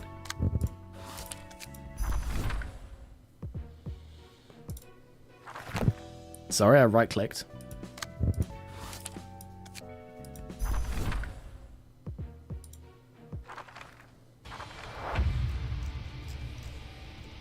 There's no need to hurry. Let's take our time to get started.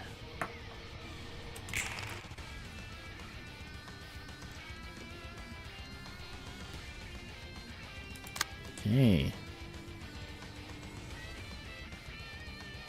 7 to 12.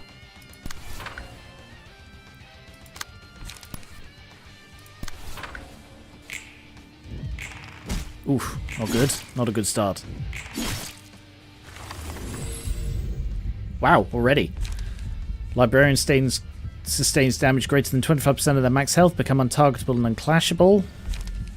That is literally useless here, because if they do that, she'll be dead. At the start of the scene, gain strength based on the amount of damage taken the previous scene.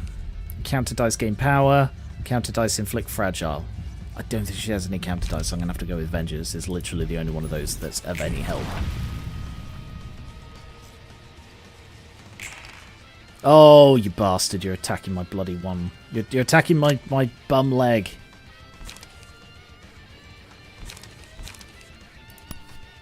It's okay, I can intercept it. And then I can attack your bum leg. She has a counter die? Does she? Not on any of the cards, so unless it's counting counting this as a counter, which it doesn't say it is.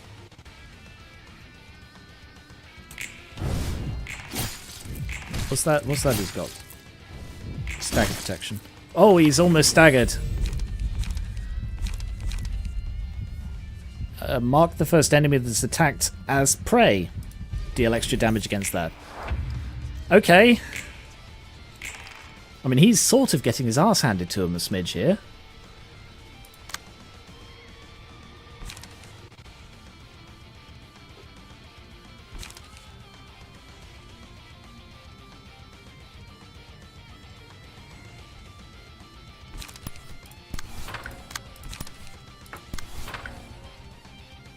It's specifically a normal block dice as a trait overhaul mod that makes it a counter. Okay. Yeah.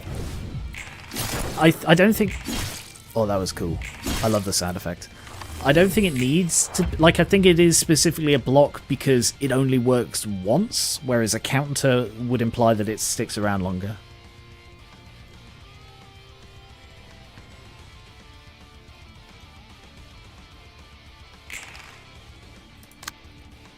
Alright. Boundary of Death. Come on. So what's this? If the natural roll is max and is 4 or higher, add 45 power. Oh!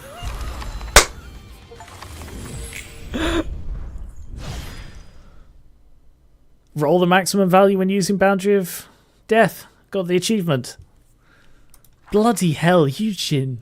Sorry, Gabora frickin' minced that guy. She absolutely minced him. She went in with a quarter of her health and just wiped the floor with him. Oh my god.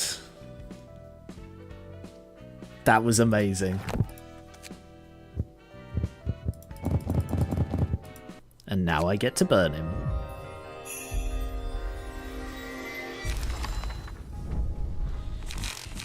Look at that. New toy to play with. Mangle, that seems pretty good. A 1-cost card that does all of that. Disgorge Innards. I don't know how useful that is. I suppose a general bleed build that isn't limited to slash. That's a pretty good one as well. Yeah, not bad. Not a bad haul. Good work, Gabora. I'm gonna solo this Star of the City. Dong Juan isn't beating fraud allegations. I love Dong Juan, but man, is he stupid. The bit that gets me is it's like, I mean, he's just walked in alone. Yeah, let's 1v1 him then. I don't know why we agreed to that. It's like to make a Pokemon comparison, it's the, you're using grass types, I'll also use grass types mentality. It makes absolutely no sense to do, but a weird number of people agree to do it. I'm sorry you didn't get to see yourself fight, Ron, so that was the plan. I was hoping that I'd get to show off the library of the Floor of Language, but nope, Gabora just wanted to solo him. Alright, what about 2? Oh, this is a 3-act structure.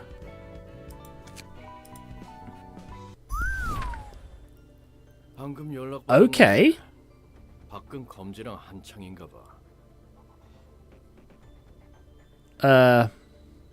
Phew, just had a call. It looks like there's huge fights with the Index going on outside. The streets are gonna reek of blood, eh? It's not just the streets, the entire... It's not just the streets, the entire nest is awash with blood. The hell is Liu Association up to anyway, poking around an abandoned nest?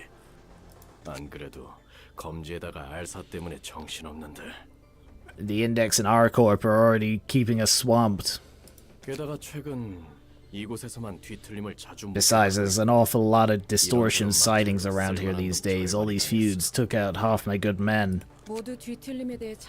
Everyone seems to be looking for clues on the distortion. They must have determined that the library sitting at the center of the nest has to be closely related to the phenomenon. And it's true that the distortion has been happening here more frequently than any other place. Greetings, sir. Sit down now. As you've said, the Index, the Lu, and R-Corp are ransacking this nest. It's not just them. We've received reports that the Blue Reverberation and the Purple Tear are also present. The Blue Reverberation, you say? The one who took our fabric turned out to be working for him. I see. What do you think is attracting the Blue Reverb and his gang here? It must be the library. Several well-known individuals and groups fell victim to it too. Whoever takes over that library is going to be the victor in this tedious battle. But whenever we try to go there ourselves, the invitation to the library just vanishes. Interesting. Interesting. Why does it do that? Because I thought the idea was they sort of knew their entire path. So they would only go to people who would either be the one it was intended for and would sign it willingly, or would willingly pass it to someone else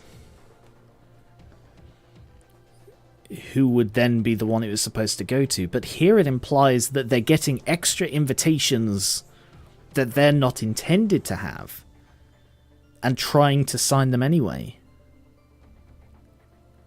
Very curious. If anyone could come at any time, the library would be overwhelmed right at the start. No, that's what I'm saying. That I thought it was all like that. Yeah, I thought it was more planned than that. But it implies there are just floating invitations out there now. It's as if they're refusing to let us in. That was true up until now. We tried acquiring it through our subordinates and claiming it from others with force, but nothing worked. However, I directly received an invitation today. It says they have a book of the Lu Association up for grabs. That's the book we need the most right now. What a coincidence! If we can find a way to deal with the Lu Association, then we're going to guarantee to win at least half this nest. It'll give us the chance to stifle them for sure. An underboss bringing all of his capos into the library doesn't strike me as a good idea, though. What's a messenger of the Index doing here? If you say anything stupid, I'll pull out your tongue. Such an unthreatening thing to say in that voice. You guys are always on edge. I'm not here to see you bleed today. And I reckon you aren't here to throw cheap jabs at us either. Soto Capo Carlo, may I speak with you for a moment? I appreciate the Index for upholding basic manners. Go on ahead. This is just my opinion, but I don't think you should go. You're most likely to turn into a book there. If the underboss managing this area ends up disappearing, it'll only be a matter of time until the Index seizes this place. And just think about it. If the Index happens to get your book at the library, not only will the Thumb have a harder time trying to break the Index, it'll also put the entire syndicate at a huge disadvantage, wouldn't you agree? Well, this is a rare occasion, a messenger stating their own opinion instead of delivering prescripts. I only have the patience to acknowledge the prescripts of the Index, not the personal ramblings of a mere messenger. Tell the zealots of the Index remaining in L Corp's territory this. Once we've sorted out this matter, we'll pull out their teeth and tongues and feed them to the hounds as punishment for insulting the Thumb. Although you won't be alive to relay that message with your own mouth. So it had to go this way. When one dares irritate their superior, take their tongue. Ooh. They execute anyone who ruffles their feathers even so slightly. They don't care who the offender may be.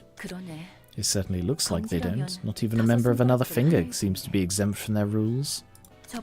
And remembering what I heard last time, the echelon appears to matter as well. That's right. You have to be courteous to people whose position is higher than yours. You can't casually mention their name or speak before they do. You need permission for every little thing. Well, there are exceptions. Strictly speaking, a high-class person can theoretically lend the authority of their position to someone else, but it's a rare case. Generally speaking, a Grade 1 fixer is on the same position as a capo in their hierarchy. You can't even make eye contact with the person whose class is higher than you. Neither of those fingers are right in the head, I've gotta say. I don't know about that. I actually like the straightforwardness of it. 다들 큰 부상은 없나? Anyone sustained heavy injuries. So, I'm just going to put this out there that Yan is almost certainly working on a prescript for themselves, saying, go here and antagonize them to make them go in there to weaken their position. Like, that is almost certainly what the bloody deal is there. I'm not sure I believe Yan would go out on their own. Anyone sustained heavy injuries, we don't need dead weight getting in our way. 네, 괜찮습니다. I'm unharmed, sire. It wasn't easy, though. The index is a bothersome bunch. Even just a messenger can be a pain in the ass to deal with. Those who don't respect their superiors need to be taught a lesson in manners. You're going to be alright, sire. The words of that messenger had a point. It may have been safer and beneficial for the thumb if you stayed in the base. Shouldn't you be worrying about your own safety first? Greetings, dear guests. I'm Angela, the director and librarian in my role's namesake. That's intriguing. I heard that the director of this place was a machine, but I suppose that's not entirely true. Oh, cool. It's rather irritating to hear you go on about whether I'm a machine or not right in front of my face, you know. The ruling figure of the Star of the City stands at a higher echelon than a Soto Capo such as myself. You ought to pay her your respect, Catriel. That was impolite of me. I'll pay my price now. Dennis, please cut off my tongue. Okay. Oh, fucking hell.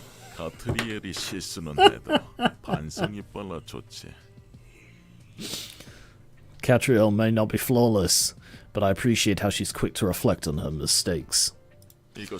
Please forgive our rudeness with this, madam. He was right about you all being sick in the head. Oh, look at her face. May you find your book here, I suppose. Oh, fucking hell, the thumb too. Yeah, I didn't intend to come into this. I thought this was a general reception, and as people pointed out, it went red, and I didn't click what that meant. Alright. So I'm just going to forfeit the one of my infinite things.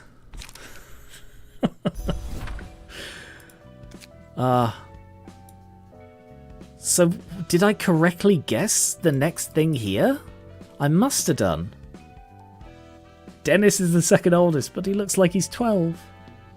Actually, because I mentioned that I can't remember if I mentioned on stream or if I did it on the Discord, but I recently went through the Library of Ruina wiki finding art. So I found like card art or page art of pages I like. I found scene art from the receptions that I've done, and character art of the characters I've encountered. I completely avoided. I was very, very careful to avoid anything that could be spoilers. So I didn't look at ones for like Angela or anything like that. I don't want to know any kind of spoilers like that, so I didn't even get close to them. Among some of the stuff I found like listed ages for a load of the characters. So not all of them have listed ages, but like Rose, who is the warp leader person, she is 36. Which one was it? They didn't have listed ages for Mary or Tommy, which I would have been interested to find out. Ah, ages and heights are from the art book. I see. Who else was there? Oh, one that really shocked me was Lesty, the other warp person, the younger or the newer one. I thought she was like 17, 18, but apparently she was like 26 or 23 or something like that. And it's like, wow, okay, she's much older than I expected. Anyway, right. Hey Nathan, welcome. Just finished my last paper of the semester. I'm free for 2 days, then the new semester begins. Well done. It's good to have a couple of days off. Yeah, I hope you take advantage of it, and I appreciate you spending some of that free time here. If I remember correctly, Roland is 33. Finn was 20, the minimum age to be a fixer. Bloody hell. Yeah, it's... like it's that thing of anime in a way, isn't it? You know, anime and anime like esque things where like they look older, but they're also younger than you expect. A lot of them. It's like, oh, I've had 17 jobs. I'm 14 years old, something like that. I always use 17 as the example word. What was I going to do? Oh yes, Hokma. So I mentioned that I did something with Hokma. There, that's what I did with Hokma. I've renamed them both to claim in chat, so people can still claim claim anything they want. So we have 2 Hokma things going spare. We also have the Snow Queen to fight still. I did rejig these so that Roland now has Dia's loadout and Dia has Roland's loadout. So I just completely swapped their pages so that Roland can hopefully fight better against the Snow Queen. We do still have the Warm-Hearted Woodsman, and I tweaked Chised's build as well to make him more defensive because he's the one who I suspect is going to be targeted. So like I'm using some of the new cards that I got last time. Whereas these two are both still smoke builds because I realised I don't need everyone on smoke build. Alright, I'm just going to very quickly... stretch. Sorry. I'm going to pop to the toilet, but while I'm gone, let me know in the chat whether you want me to do some credenza. I'm probably not going to do much if I do credenza, but there's credenza. There's the other general reception, which I suspect exists, although I couldn't find it, or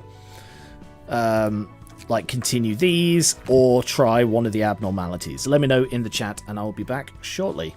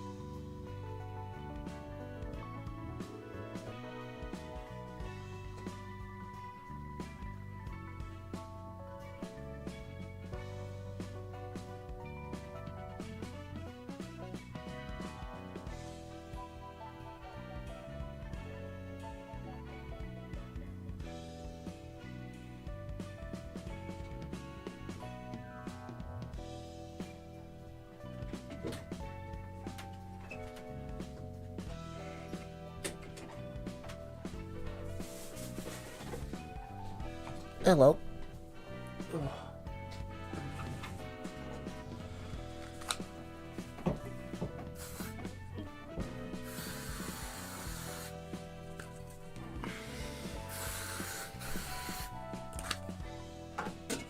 Sorry, it's quite hot here.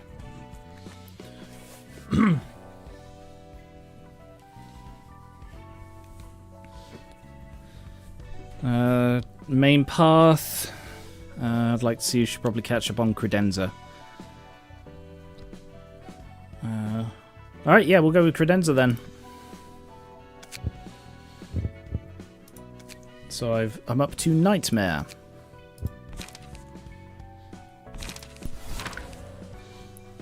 Agalia, alias the Blue Reverberation, the person who is known to furtively cause incidents. Recently, he is suspected of recruiting individuals wielding powers that are possibly related to the distortion in an attempt to form an organization. As well as prying into his plots, I intend to hamper his efforts myself before collecting data and presenting evidence of his irregular activity to the head. As the Blue Reverberation's plot was already in motion, I needed to act quick, and I did the least I could to stop him. However, Shi Association was too fatigued from the barrage of requests, so I asked Full Stop Office to deal with the Church of Gears, whose leader seemed to harness a power that resembled the distortion. But I haven't heard from them since. Perhaps they were eliminated in their mission at the hands of the Church, or if the Blue Reverberation expected the Fixer's arrival and toyed with them, then I will definitely have to get to the library and read their books. There was evident rationale to read the books of the musicians of Bremen as well, for they could contain even the slightest hint on the Blue Reverberation's plots he might have told them. But I do not know the man in detail, admittedly. However, because I am certain the Blue Reverberation is conspiring something that violates or will violate the rules stipulated by the head, I must gather crucial evidence and report it. I know how corrupt this association is. I am woefully aware of Thelma's cunning and unhinged purpose behind saddling Section 2 with one request after another and wearing us down. I am but waiting for the right time.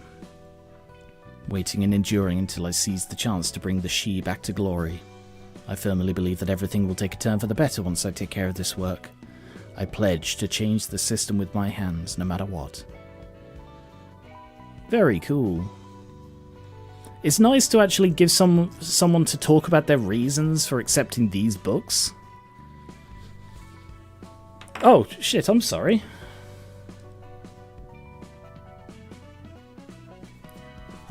Yeah, I just read this. Good thing it wasn't a fight then. Damn, that would have been really awkward.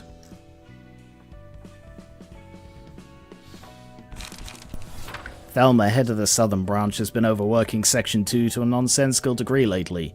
The requests he's giving are burdensome to take once per week, and he's constantly cramming them down our throats, sapping the strength and will of our section. It's unclear if we can successfully handle this mission to the library, but it's painstakingly obvious that he'll give us another request to take care of immediately afterwards, even if we could. Most of our surviving crew are losing what little motivation they had left. As for why he insists on using Section 2 when there are other sections that are available, he's probably trying to get rid of Director Eugen because... Sorry, Eugen's a he?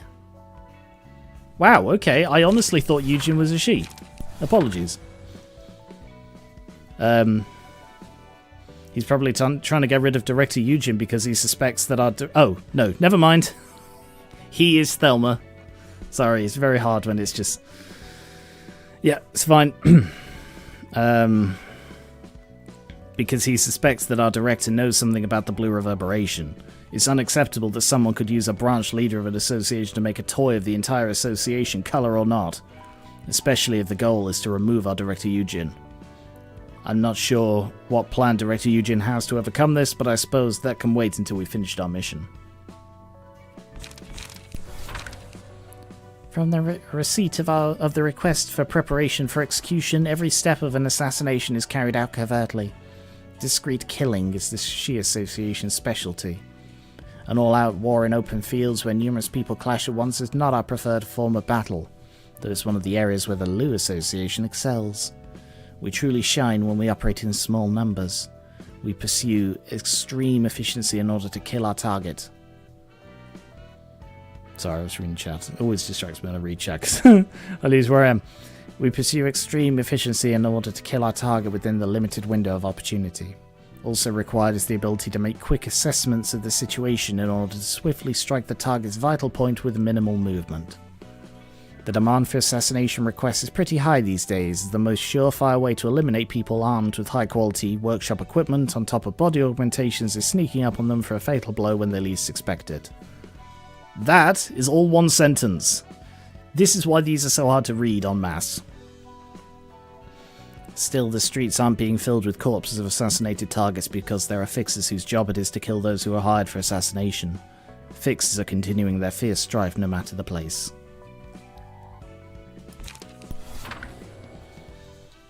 Being an organization that is familiar with dealing death, the Shi's code of honor is to treat every person equally, as the weight of death is equal for everyone. As long as the request fee is paid, we remove the target with no questions asked, regardless of who the client is, what kind of crime they may have committed, or any other details. The boss of a syndicate known for murdering people in cold blood, a criminal wanted by a street somewhere, laundering an identity for a person of high estates who often bribes, even requests to kill one's own friends and family. We handle all requests without leaning to a side. Of course, we have a duty of confidentiality to uphold for our clients. We mustn't give in and maintain silence even in the face of immediate threats of death.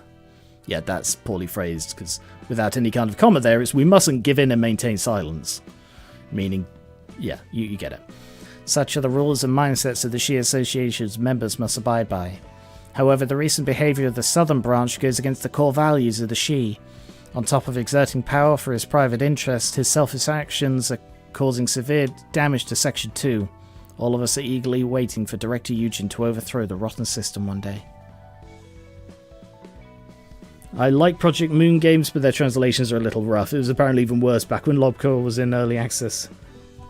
Yeah, some of the stuff in Lobco was rather... some of it was overwritten, some of it was just poorly written. Oh, okay. Sure. Life in a nest isn't anything special, honestly. It's the same the whole world over. You get pecked up by your boss, and through mountains of workload, you find yourself working overtime pretty much every day. Payday isn't all that exciting either when you realize that you barely get any money for yourself after paying for maintenance, credit cards, insurance, life expenses, and all that. Most of your income's gone in a flash. And then back to work. I have my ways of enjoying the little things in life, though. When I come back home from work, I crack open a cold one and watch the back streets through the window as night falls. When I'm lucky, I see people chasing each other or getting into a tussle, and I think, oh, I sure hope that person manages to get away. I'm just being a hypocrite, of course. We're all simply watching it for fun, don't you agree? It's like a TV show. Viewers aren't genuinely concerned for the people on the rectangular screen. All they care about is guessing who will win. So many unrealistic and varied situations take place in the streets, it actually feels like I'm watching TV. Don't call me out for being inhumane. Who knows? Maybe someone is watching me work myself to the bone from a high-rise, holding a glass of wine in their hand. Well, horrible person. Not going to say they deserve to become a puppet. Money rules this city. Every denizen of the city is obsessed with money, to the point of popularizing the belief that money can be thrown at almost any problem. Missing a word there. While the earnings of an average Nest resident are significantly higher than those of a person inhabiting the back streets, there's also a notable wage gap among the Nest inhabitants. One thing to keep in mind is that your position in your job doesn't always guarantee a high income. No matter how high your rank is in a small enterprise, you might not earn more than a fixer in the Section 6 of an association. Even if your financial gain is on the higher side, you likely won't earn enough to waste extravagantly. Meanwhile, you won't get to take first-class seats on warp trains all the time, or load the table with a sumptuous feast. However, it will be enough money to secure a stable life in the Nest. People who earn 4 billion on or more per month can be considered in the upper middle class. That's where the quality of life sees a visible increase. You no longer have to worry about being evicted from the Nest or being unable to pay taxes, or you can even hire fixers to keep you safe. You can save up in case of emergency or send your children to better schools. A life lived in safe haven, free of illness and starvation. Well, that's the life of an upper middle class they all talk about. What is there to be called special? We just earn a bit more than others and live in a bit more comfort than others. Well.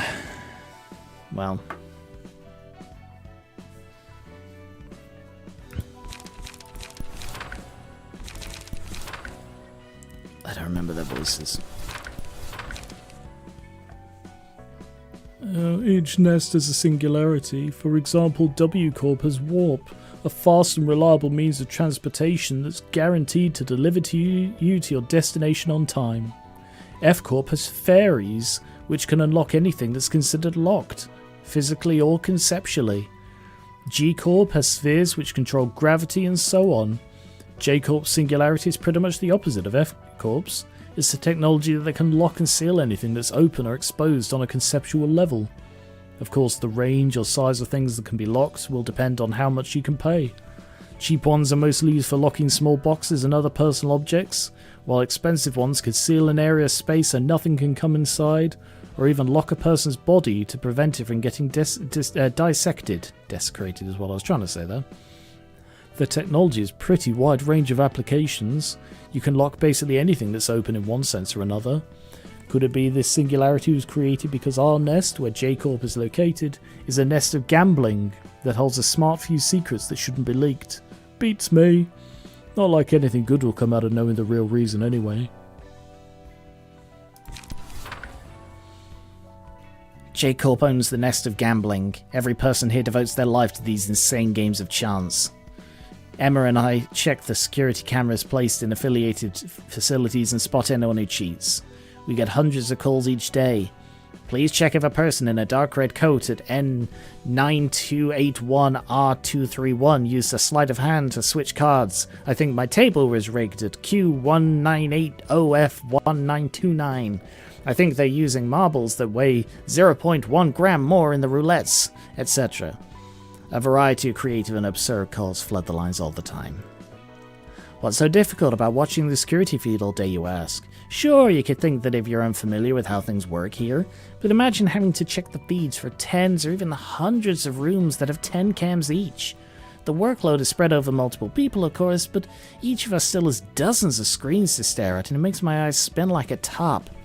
Besides, some people are sneaky enough to pull trickery off camera, and some incidents might occur during maintenance hours. This job is sure a busy one. 2 eyes just aren't enough.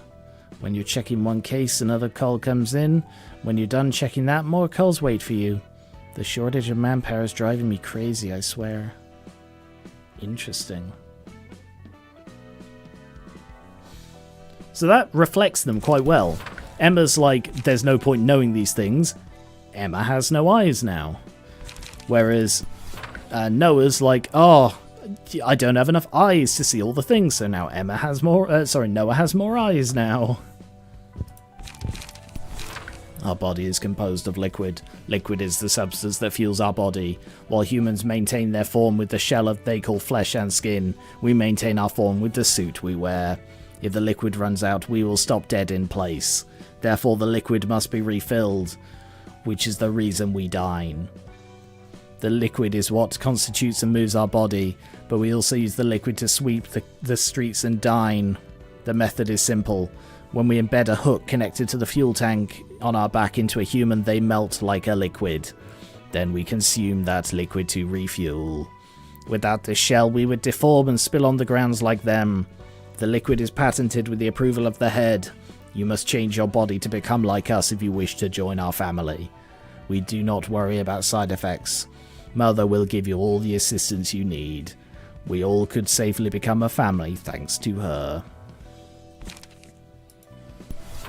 That is correct. We are conscious of the attention of people during the daytime. We practice caution. It would be a public nuisance to show up in broad daylight and cause a ruckus. We have a set of rules that we abide to. Of course, if the head demands our service, we must assemble day or night. Oh, and I believe there is a small misunderstanding between us. It is not by the will of us sweepers that the night in the backstreets has become a time when no deed is forbidden. Does it appear to you that every denizen of the backstreets disapproves of the rules? Anyone is allowed to commit terrible acts at night, and there is nowhere to complain if you are victimized. While this means terrible things can happen to you at night, it also means you are free to be the perpetrator of such a deed yourself. In fact, we do not see much benefit from the freedom of the nighttime other than being allowed to dine all we want. We call it the Purge system. Do you like it? We're thinking of making some terrible movies about it. The backstreets are our main stage of activity at night. When night falls, our world unfolds. At regular intervals, we start marching from the perimeter of a nest and sweep everything as we move forward. Even if someone stands in our way and attacks us. Even if a powerful fixer kills a sweeper next to us who was our family. We pay no heed and continue onward. Like a wave of water, we sweep everything in our way. except for those strong enough to resist it. From an edge of a nest to the opposite end, we march without break for 80 minutes until the night in the back streets ends.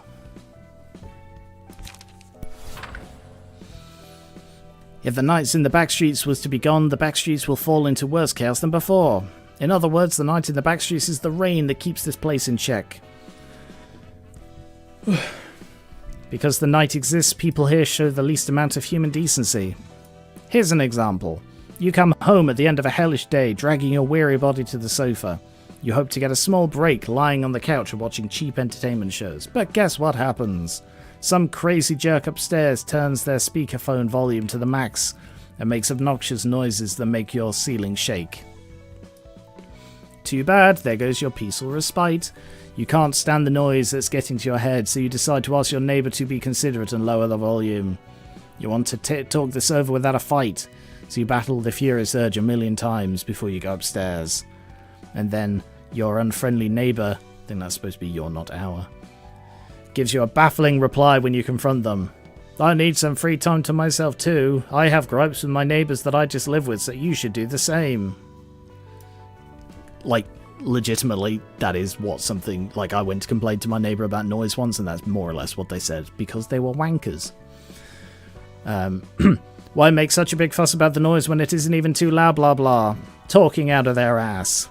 What can you do though? Barely keeping your boiling anger inside, you could go back to your house, covering your ears with a pillow and yelling curse words as you try to sleep. Even if you told your landlord about it, they'd shrug off your complaint and smile like a saint, so there's no use speaking up about it. Alright, that bit's different, the council actually did something. That's when the night of the back streets comes into play. You block off the entrance to that shithead's house before they return. Anything works, you could weld the door, use wooden planks, padlock the door, whatever. Ensure they can't enter their own house by any means and then go back to your home. Sometime later they'll come back to find the door has been sealed shut. They'll struggle with the door before giving up. And they'll make a serious face as though they're trying to think of who could have done this ridiculous prank to them. Once they realise it couldn't possibly have been anyone else's doing but yours, it'll be too late. Because you'll be behind them, bashing their head in with a brick. Killing them right now would obviously break the rules, so drag them to your house and enjoy a quiet rest. Then when the clock hits 3 AM, you drag the little shit outside and throw him in the middle of a recently relatively large street. You return to your home before it's too late and watch the scene from the window. The time is 3:13. Sweepers crawl out of the dark and sweep the streets clean, collecting all the trash, including the noise pollutant. Oh yeah, that fixes the bloody problem. Oh, you know, if we didn't clean up all of the corpses, people wouldn't be making so many corpses for us to clean up. Obviously, we're doing you a favour. I mean, the thing it's describing here is, you know, the real issue here is, you know, the person being the asshole, but the landlord's shrugging it off. Yeah, I had trouble with neighbours. It was really, really bad trouble. Bloody hated it there. Anyway, index. I'm stopping here because I'm running out of breath. But index. Right. An abno and then probably call it a day, I think.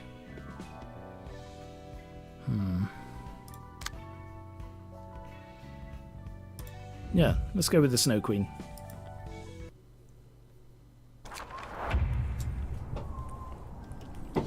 Well, damn, everything froze over.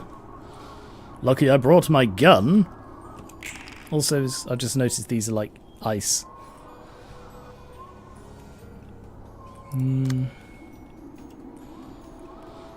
All librarians lose 5%.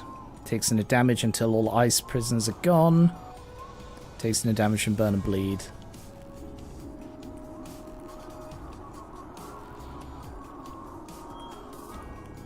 Gains speed dice and light capacity based on the number of destroyed prisoners. Okay.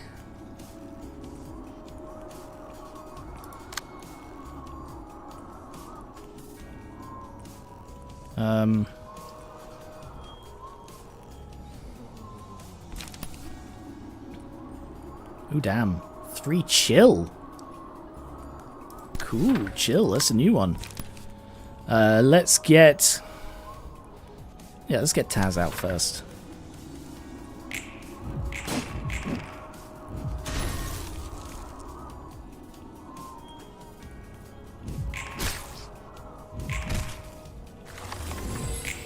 Am I doing that right? Am I supposed to be attacking these things? 1 chill is lost at the start of each scene. If the characters 4 more chill, gain 2 bind and feeble. Become immobilized. Yikes. Information assessment. Stagger Pierce is changed. Okay. Yeah, so it's the Prison of Ice that's taking damage, not Taz himself.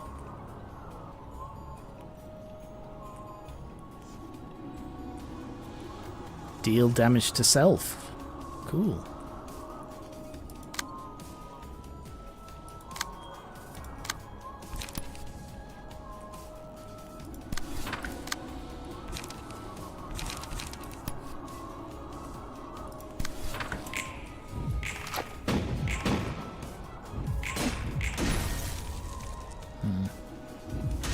Ugh. It's not going very well for Roland here. The fact that he's bloody... Ah. This is not an easy one.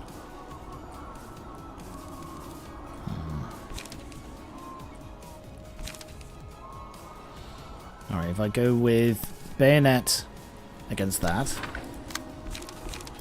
and then Suppressing Shot.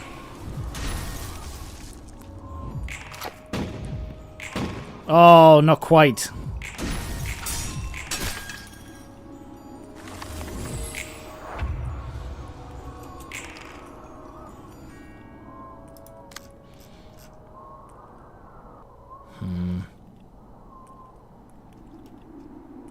Yeah, this is not going well for me.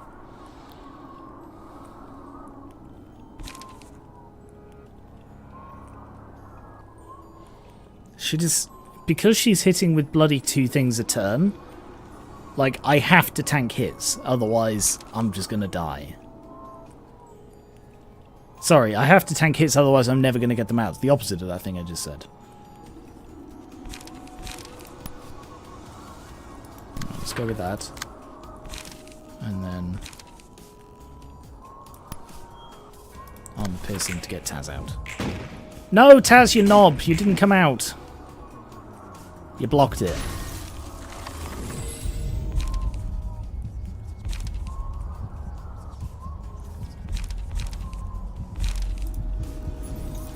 Buff Roland. He's going to need it.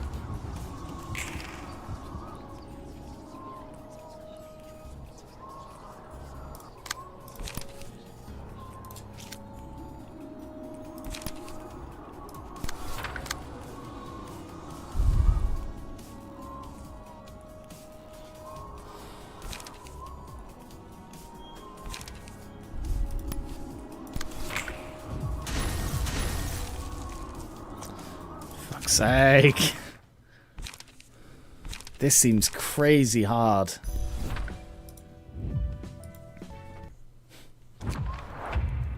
Okay, try again.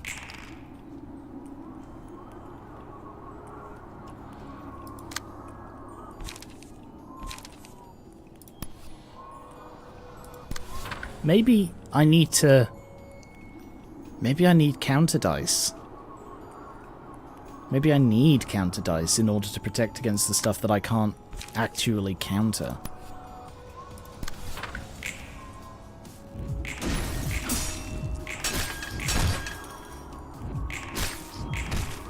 Oh wow, that did nothing. That did absolutely nothing. Why, what's their resistance? Weak to blunt. Why did that do so little? Because it was Pierce? Damn.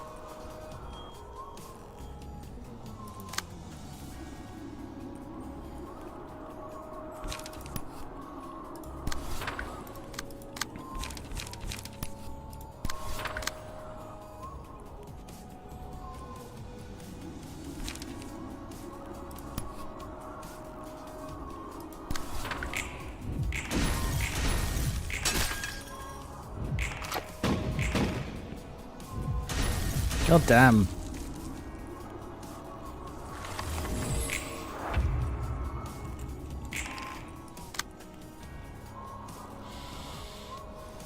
Yeah, this isn't going well.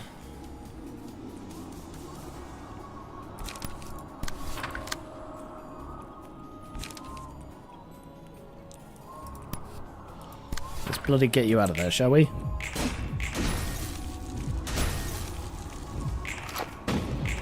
There! Hey, you awake now? I'm alright for the most part, thanks for saving me. Oh, that was Port. Sorry, I thought that was... No, that's Mr. Taz. My bad. Okay, now it should get easier. But she does gain an extra one. Fuck.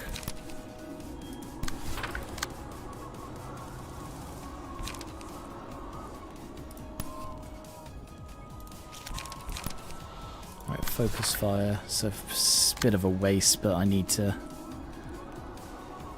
And then I'll insert that one as well. And...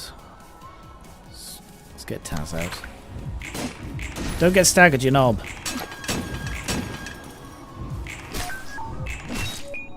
Max damage did fucking nothing because it's slash. Ah. Alright. Buff Roland.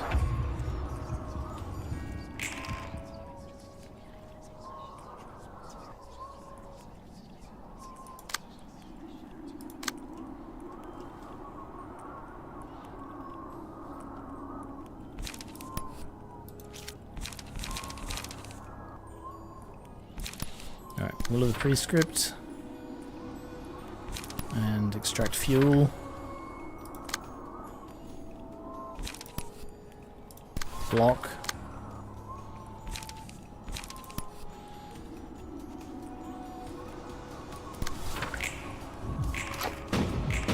I think Roland's going to get staggered this round.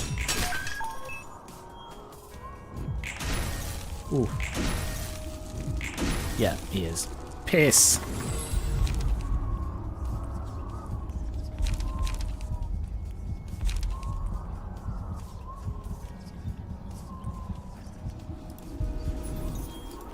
That's him.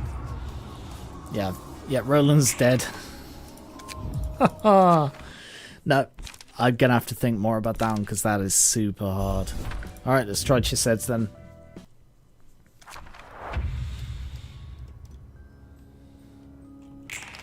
So the way this is built is Chised should tank shots.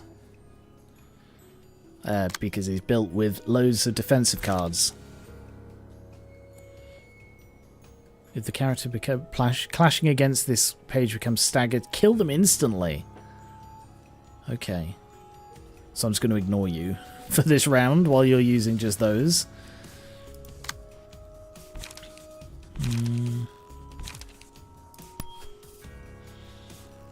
Let's focus on killing the back ones, because he harvests them from the front to the back, so he's going to kill this one anyway, I think.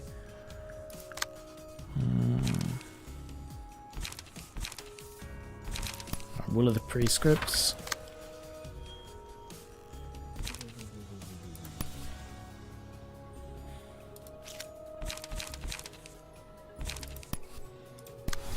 And then gain some light.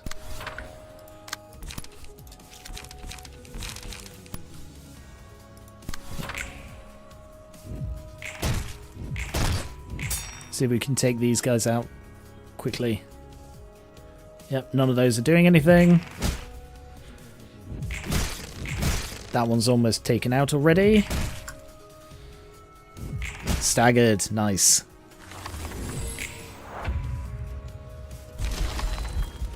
Hey, dude. Oh no, he just goes for the weakest one. Well, piss. Alright. Yeah, it's going alright. We beat the Yesod realization. That was really cool. And now we are currently failing miserably against abnormalities. Alright, intercept these for me.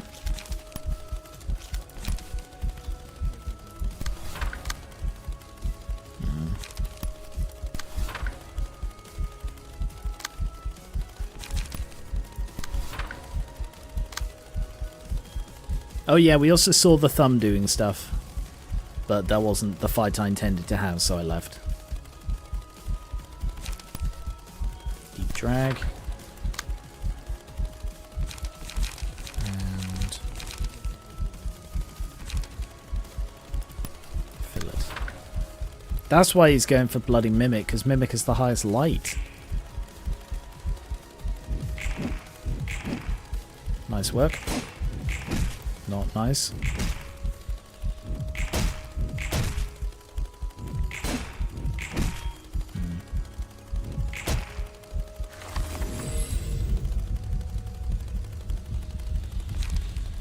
Whenever a librarian uses a page, discard. After staggering an enemy, copy 2 pages. When attacking an enemy with high amount of stagger. Yeah, go with that one on. Kathy, I think.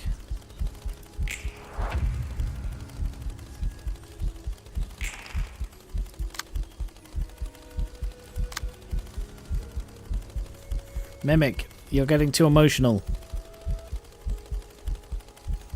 Clash lose. Last I lose is 2 power. Okay. Lose 1 warm heart, so I want that one to fail. I want both of those to fail. Oh yeah, we fought general reception.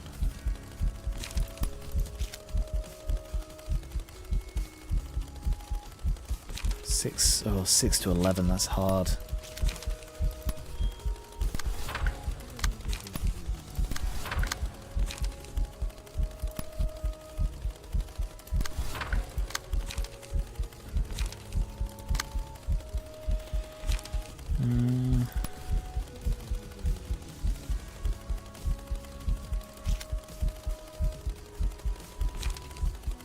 Alright, go with deep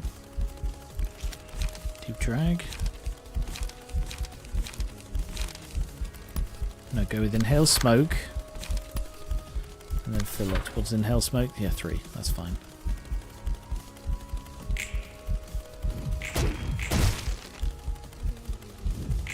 Ooh. Ooh. Ooh. No! Mimic staggered.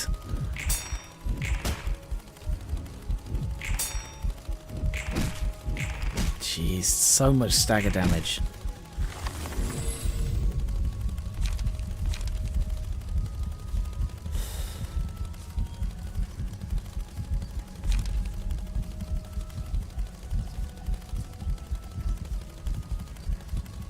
Yeah, I'll go with the rake. Oh shit! No, he's staggered. Sorry, I thought he was instantly dead. He's not. How does this work?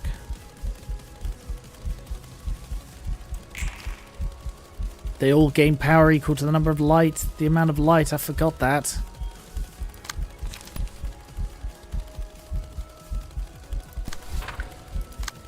Yeah, Mimic's fucked.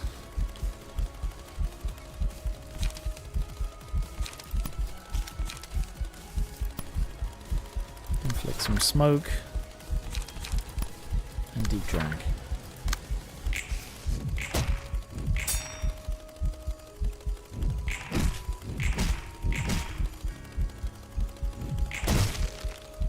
I mean, Kathy's doing good work.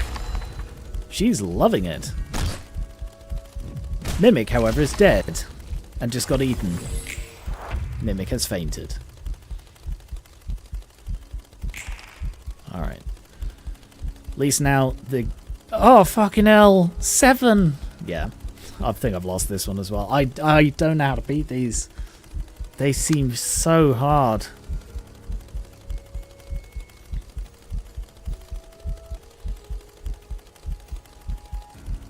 The max rolls increasing by 7. 4 to 13.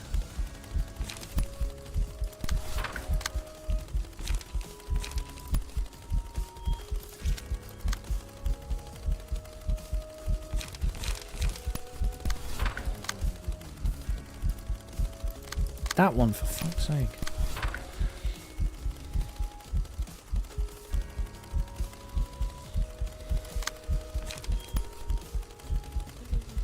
Seven. 6 to 15 is crazy.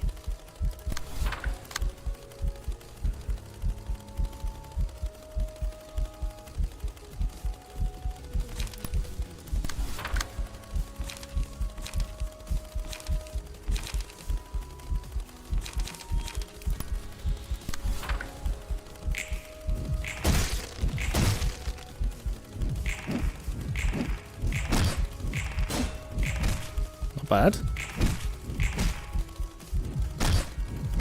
Ooh, not good.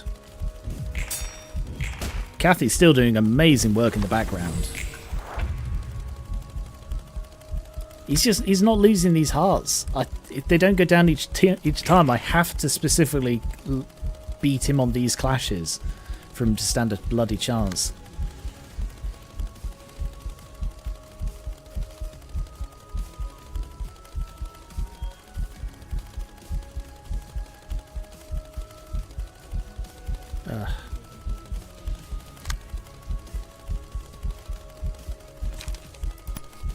Okay, deep drag.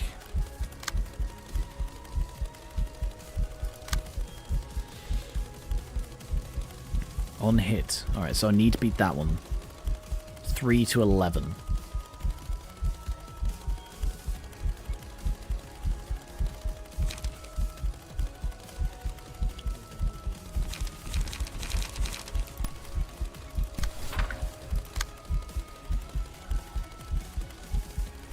Thing is, he's not a high cost deck. Shit. Best chance there, I guess. That he's going to gain 3 power, so they're both going to get through.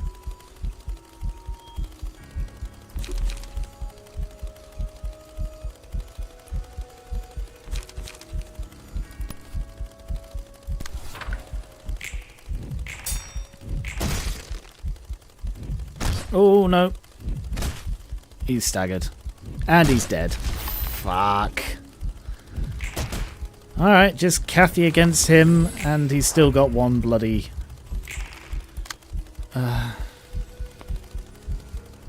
I did better this time, but not good enough.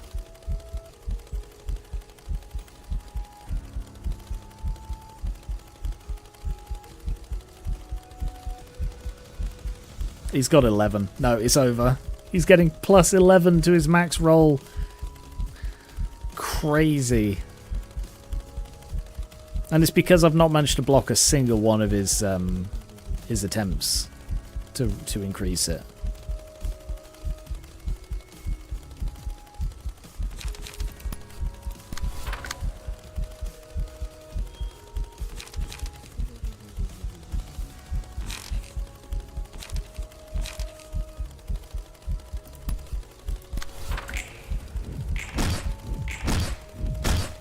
Yeah, not a chance. This guy's stupidly tough. Already dead, so why would I care? Truer words, Kathy. Well, this is a really depressing end for the bloody stream, but I don't know what I can do against these guys. Well,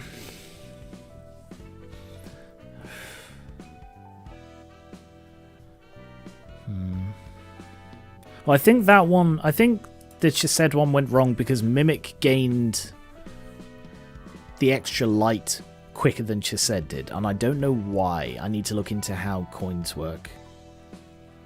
Because I thought Chesed was going to do it, and therefore, because every other attempt, Chesed has been the one who's gained the light quickest. So it meant that the Woodsman targeted Mimic, who was not designed to be targeted.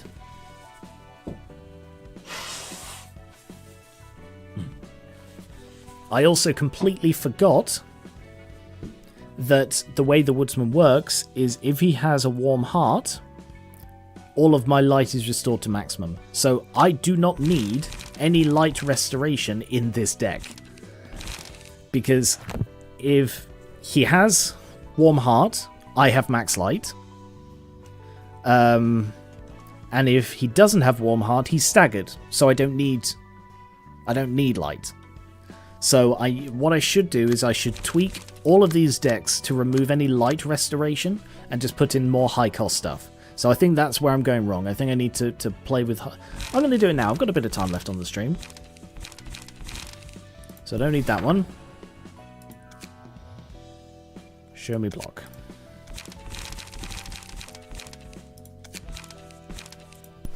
Sturdy defense. Oh no, I'm going for the singleton.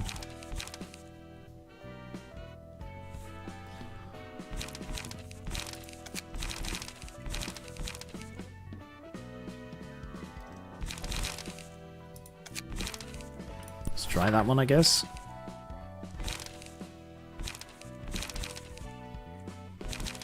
Maybe I shouldn't go for singleton. Maybe I should put in 3 of those. It's got draw on it. Do I have anything specifically for it? No, it's just buffing defensive power. Thanks for watching, Luca.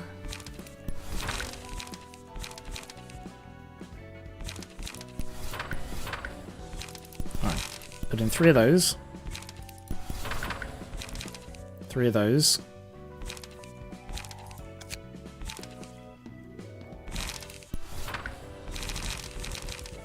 And 2 of those. 3 of those. Yeah, that's pretty good. You don't need that. You need smoke. Get rid of block, put in smoke.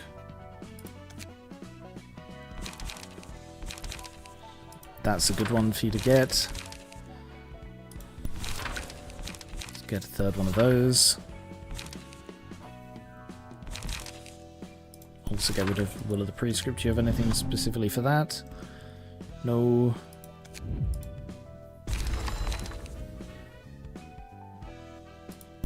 Loss of senses is pretty good though.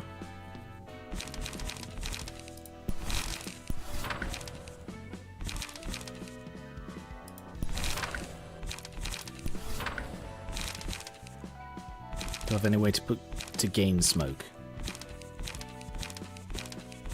That's the only way I have to actually gain smoke. Right, let me just save this. Kathy, load this.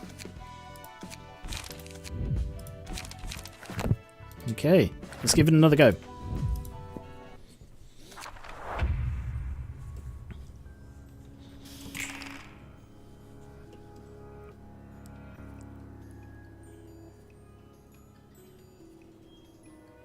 Yeah, if the character clashing against this becomes staggered. Alright.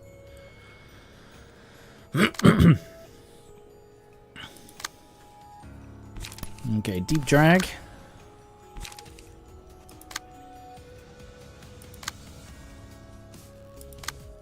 And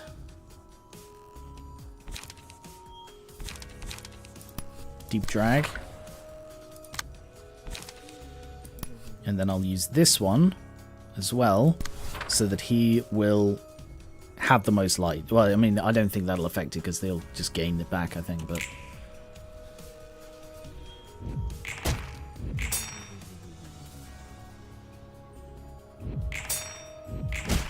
He begins to get emotional coins, but Mimic has more. Why does Mimic have more? I don't know.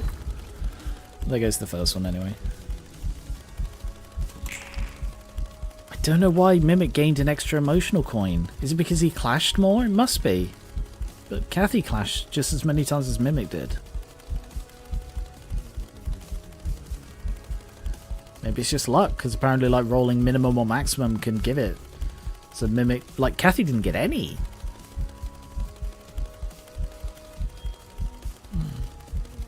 I don't know. I don't understand it.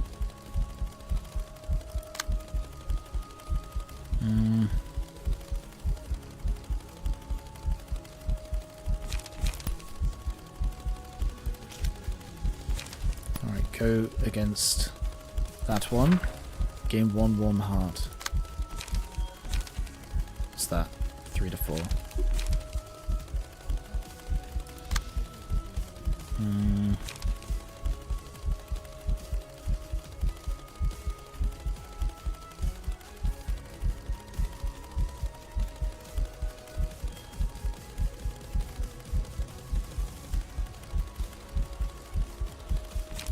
Right, smoke against that one.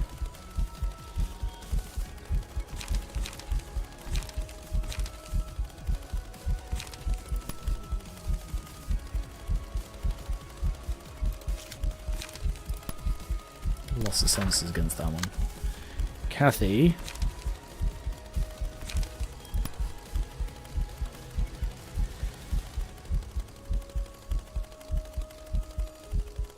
Actually, if you deep drag, that'll buff his loss of senses.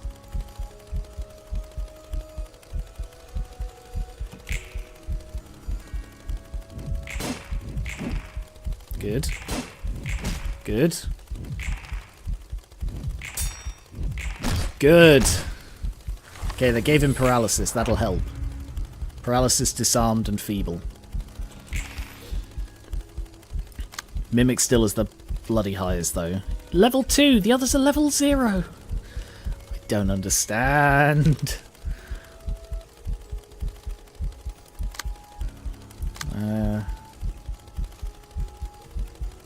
Alright, deep drag on that one.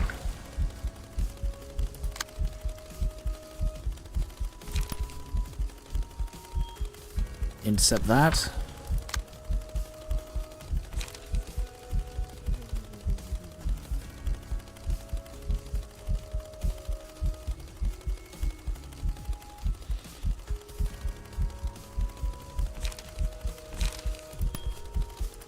Loss of senses. And trace of fumes.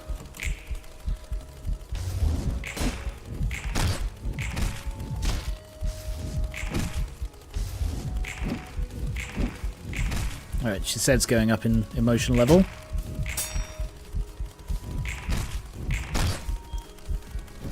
Damn, we're actually hurting the guy. Gleaning again on Kathy.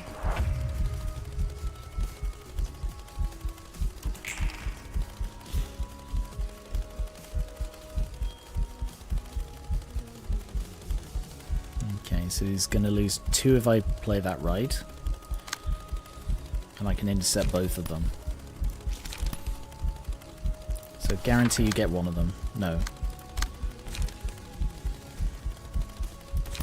Mannequin. And mannequin. And then you go with deep drag. Trace of fumes.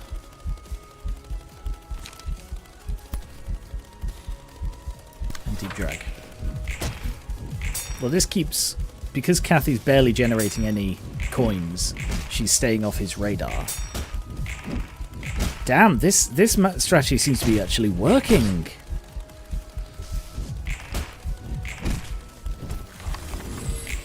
Mimic is getting close to staggered. But Kathy's doing really well. He's down to 2, so he did lose 2. Gain 1, lose 1.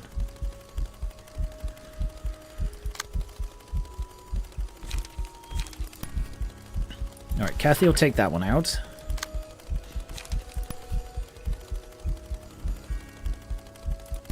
Also, just gain some from some smoke. Sturdy defense. And Inarada. And you, a third one then? Loss of senses.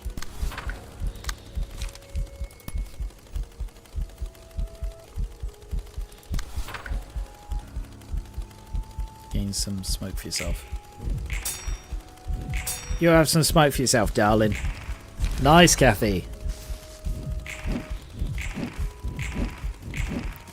I'd say as long as he doesn't kill Mimic, you have a good chance of beating him this round.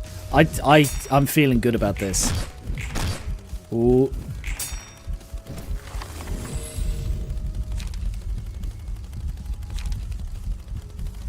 Alright, rake on Kathy, I guess.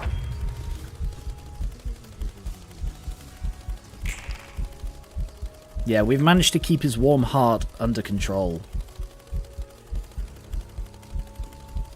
And the paralysis really helps. What's that from? Is that just from... Yeah, it's from loss of senses. Paralysis and feeble.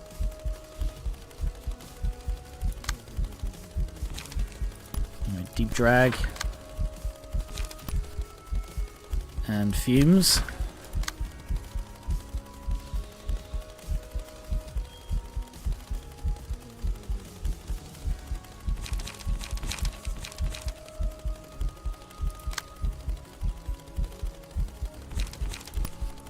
Deep drag.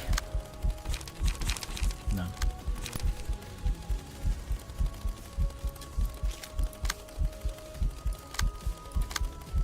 Alright, loss of senses is just too useful to not spam. Tracer fumes. Do you think this could go on as long as Lobco did? How far are you overall? I don't know. People, hey, Colonium. People are saying I was just over halfway, so maybe 35 episodes. Just a complete guess. I have absolutely no idea. All right, go with that. If I throw that on there.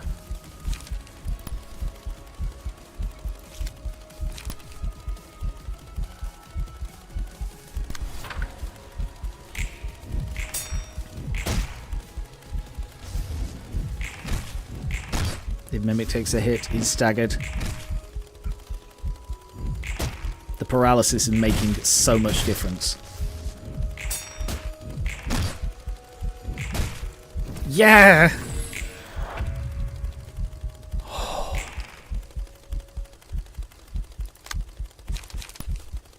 Deep drag. Tracer fumes.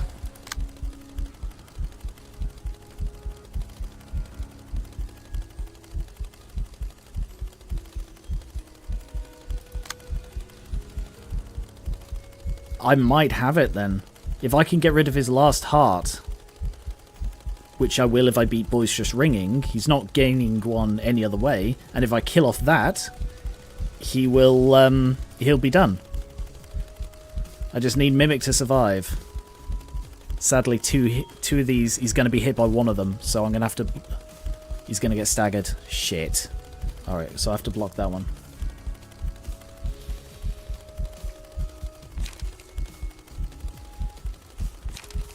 Alright, deep drag there.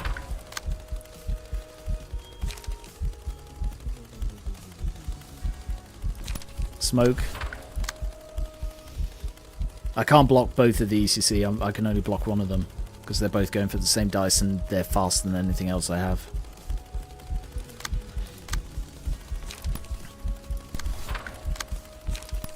So I'm going to throw everything on killing this last thing. Staggered. Dead. Good. Mimic, don't die. Don't die. Don't die. Don't die. No! Oh, I was doing so well. Okay, there is still a chance I can pull this off, though. Deep drag.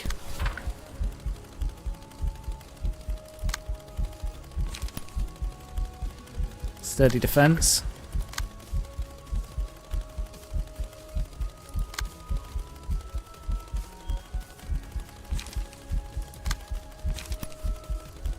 Mannequin.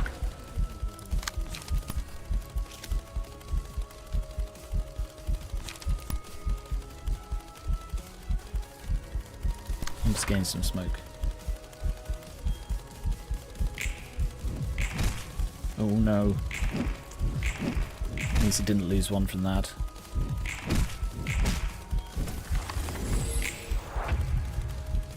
Okay, he's still got 4, so I didn't gain anything that round.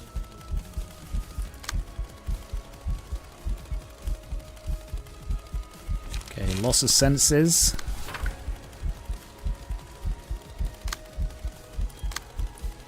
Sturdy defense.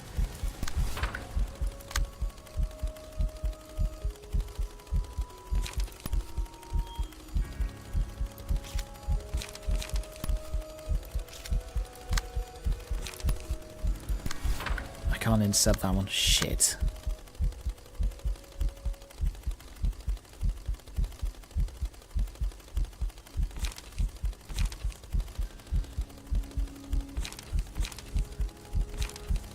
I'm gonna have to try Tracer Fumes. You'll definitely lose one.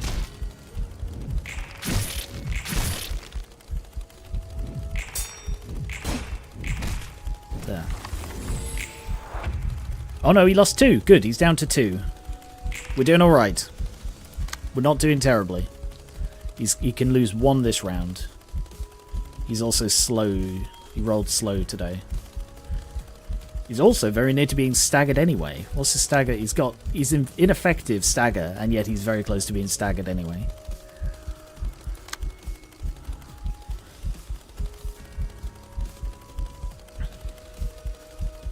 Alright, well I have enough speed so that I can place things where I want them. So I'll have sturdy defense there.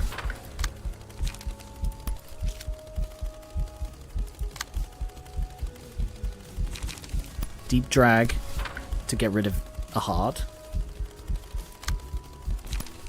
And then mannequin just to lure him away from Kathy a bit. And Kathy gets some smoke. How? How did you beat me there? I don't know how we managed to beat Deep Drag. Did I just roll really poorly? That's crazy. Deep Drag is a 6 to 19 and he beat me on a 6 to 8. 6 to 10. Oh, that's so poor. I may have turned it. I may be about to lose. Don't forget he... Oh, he gains Power Revive, light left.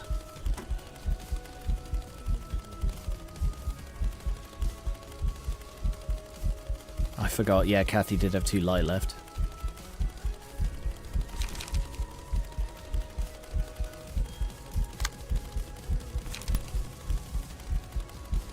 Okay. Fuck. No! Oh! I was so close. No, one of these attacks is going to get through because he's targeting 2 of them at that, and I'm only fast enough to deal with 1.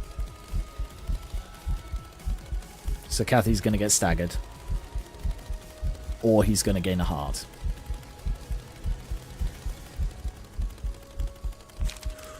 All right, I think she's going to get staggered anyway, just because.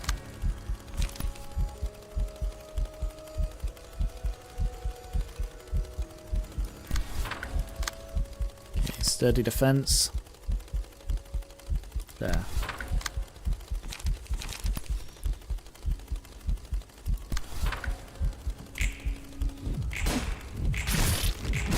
He's so close to being staggered. Oh, he's staggered. Oh, I think we've done it. However, we have no fucking light now because he's staggered. And I don't have any light when he's staggered. God damn. I mean, Oh, how did he gain that? How did he gain 2 heart back? Oh, because I staggered him when he staggered in the normal way.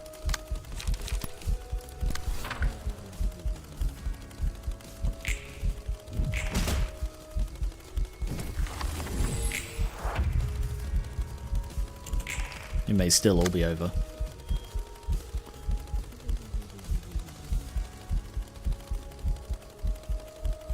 I can intercept one of these. So let's intercept sturdy defense so that he loses a heart. I need to stop him from gaining a heart as well.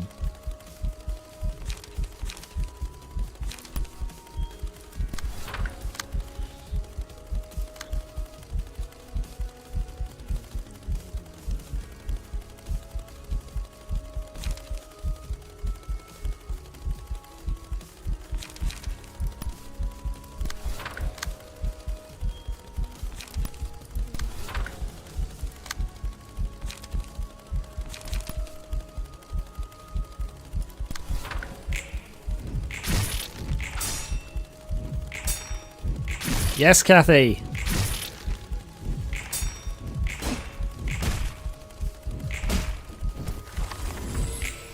He's down to 1 heart left.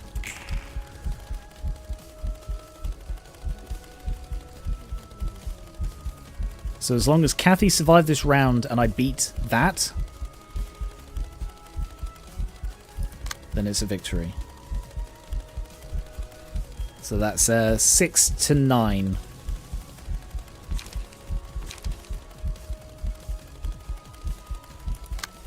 I want to hit it with deep drag, but I can't. Alright, I'll sturdy defense that one. And inner ardor that one to free it up so that I can deep drag it. And also a trace of fumes. Come on then. Great work, she said. Yes! Why does he still have it? Oh, he doesn't. Oh, don't do that to me. Oh, and the motor stopped. Bloody finally. That was so annoying. However, I have no light. He's only got 15 health, though. And I have literally nothing I can play. But he is now out for the rest. Why is he no? Why is he no? Who's he? Why is he no? Hmm.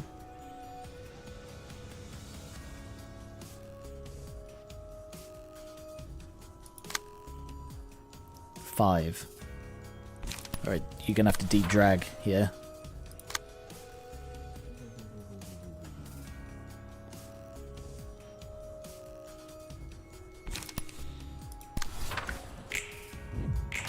Yay! That was so hard. Wow. Oh. That was crazy hard. This place is filled with the scent of coffee as always. Oh, welcome. Today's blend is Indigo Mountain. Want to have a try? Sure. Tastes of coffee aren't all the same. It's determined by a number of factors. Starting with where it was grown, how long it's roasted, when you stop extracting the flavour, and how finely the coffee beans are ground also play an important part. The acidity and sweetness depend on the size of a particle. I just want to point out, I hate coffee talk. I really hate it. It's one of these things, like coffee and wine are two... I think I've ranted about this before when we've talked about... She said they're two things that I just find so unbelievably pretentious. Oh yes, this is a fine Italian roast. Who gives a shit? Oh, this wine has a fruity aftertaste and a full body. Who gives a shit? I do not. Some people do. I do not. There's a pretty delicate drink, huh? I just drink whatever they gave me. Wouldn't you say that it resembles the denizens of the city in a way? No, I would not. A person's identity and values can vastly differ based on where they were born and raised, whether it was the back streets of the Ness and what districts of the back street it was, along with how rough their background was as they grew up. In the streets of music, you may grow into a loser if you can't strike a single chord. In the streets of food and flavour, you might end up being an ingredient. It all depends on the rules of the plantation. That makes... wait a sec. So you're saying each person's a different flavour? Oh yes, I'm so into cannibalism. That's something a District 23 resident would say. You haven't been brewing coffee out of the guess, have you? Ah, not much of a romancist, are you? I'll take that as a joke. It wasn't a joke. I'll take it as a joke. It's 100% not a joke. Have you been eating the guess? Drinking the guess? No, I was not joking. Though you never know, anything could happen. Wow, seriously? A whole art scene for just coffee? The technique of mixing coffee of different origins into a single cup is called blending. Through blending, even a low-quality coffee can be given a nice flavour. Sociology is a lot like blending when you look at it. No, it's not. It's the study of managing a society where all kinds of people are blended together. I guess that works. Barely. It's really pushing it. See? And when you blend coffee, you pick out the beans you want and filter away the unwanted ones. Unlike coffee beans, though, people have their own desires too, so they try to enter the blending machine they want. They'd rather go to a more luxurious world, in other words.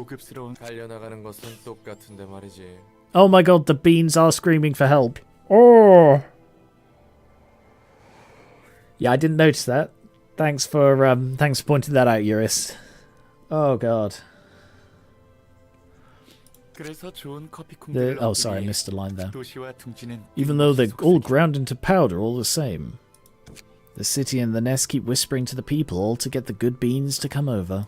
They want supplements to delicately complement the grandest and most unique flavor. This is where you find the true value of life. They make a parade of nest dwellers, prosperity and comfort right next to the miserable scene of losers who are filtered away. That's how everyone is deceived into selling themselves. Even if it's a facade, it's true that life in the nest is miles better than life in the back streets. Is it really? The wings are constantly grinding people up, almost akin to coffee beans in a coffee factory, no? Every wing paints its nest as the most comforting place in the world in an attempt to recruit feathers for itself. A different set of rules are enforced in every nest, and the back streets distort according to those policies. Everyone is soaked in the greatest and sweetest lie. They convince themselves that what they're doing is for the best. Convince themselves? There's nothing to convince, it is for the best. There's literally no better option than to leave the back streets, join a wing, and spend a stable life in the nest. Then who gets to decide how to blend people? No, it isn't even necessary in the first place. Do we really need to pick out certain people? Can't we just live as we are, as our own flavors? You're talking crazy. You're talking like it's simple. Questions like that won't get you anywhere, anything more than questions. And questions like that won't get you anything more than more questions. Is that so? It is so. Thanks for the coffee. I'm leaving. You have irritated me. You've ruined my day. Ah. Cool. A warm heart, Cardier, and timber. It's anger. In anger, he swung his axe through the wizard's heart. The warm heart was pulsing vigorously. There will never be enough hearts. Once a woodsman, he now fells people instead of trees. This is a forest full of hearts. No matter how many he cuts down, the forest still remains dense. Do people actually do that with their coffees? I think some people do. Some people are really into coffees. Like my sister is quite into coffee. She didn't appreciate it when I said I think it's pretentious. I found a slightly nicer way to say it, but not as nice as I should have. At the start of the scene, boost the power of offensive dice by 1 to 2 for the scene if the librarian has 3 or more light. Not bad. Why is that a red one? Because it doesn't always work? I don't know. After dealing 15 or more damage to enemies in a single scene, reduce the cost of the 2 most expensive cards in hand by 1. On kill, reduce the cost to 0 instead. Interesting. When attacking a target that has more light than a librarian, offensive dice gain power equal to the amount of light the target has. Okay. Oh, and we have a newbie. So we have 2 going spare in Hockma and 1 going spare in Chesed. I have an idea for the theme for Chesed's floor, so I might... if no one wants it, I think I know what I'll put here. But yes. Oh, we will call it a day there. I'm glad we got a bit of victory at the end. I'm going to have to rethink how I'm doing the Ice Queen one.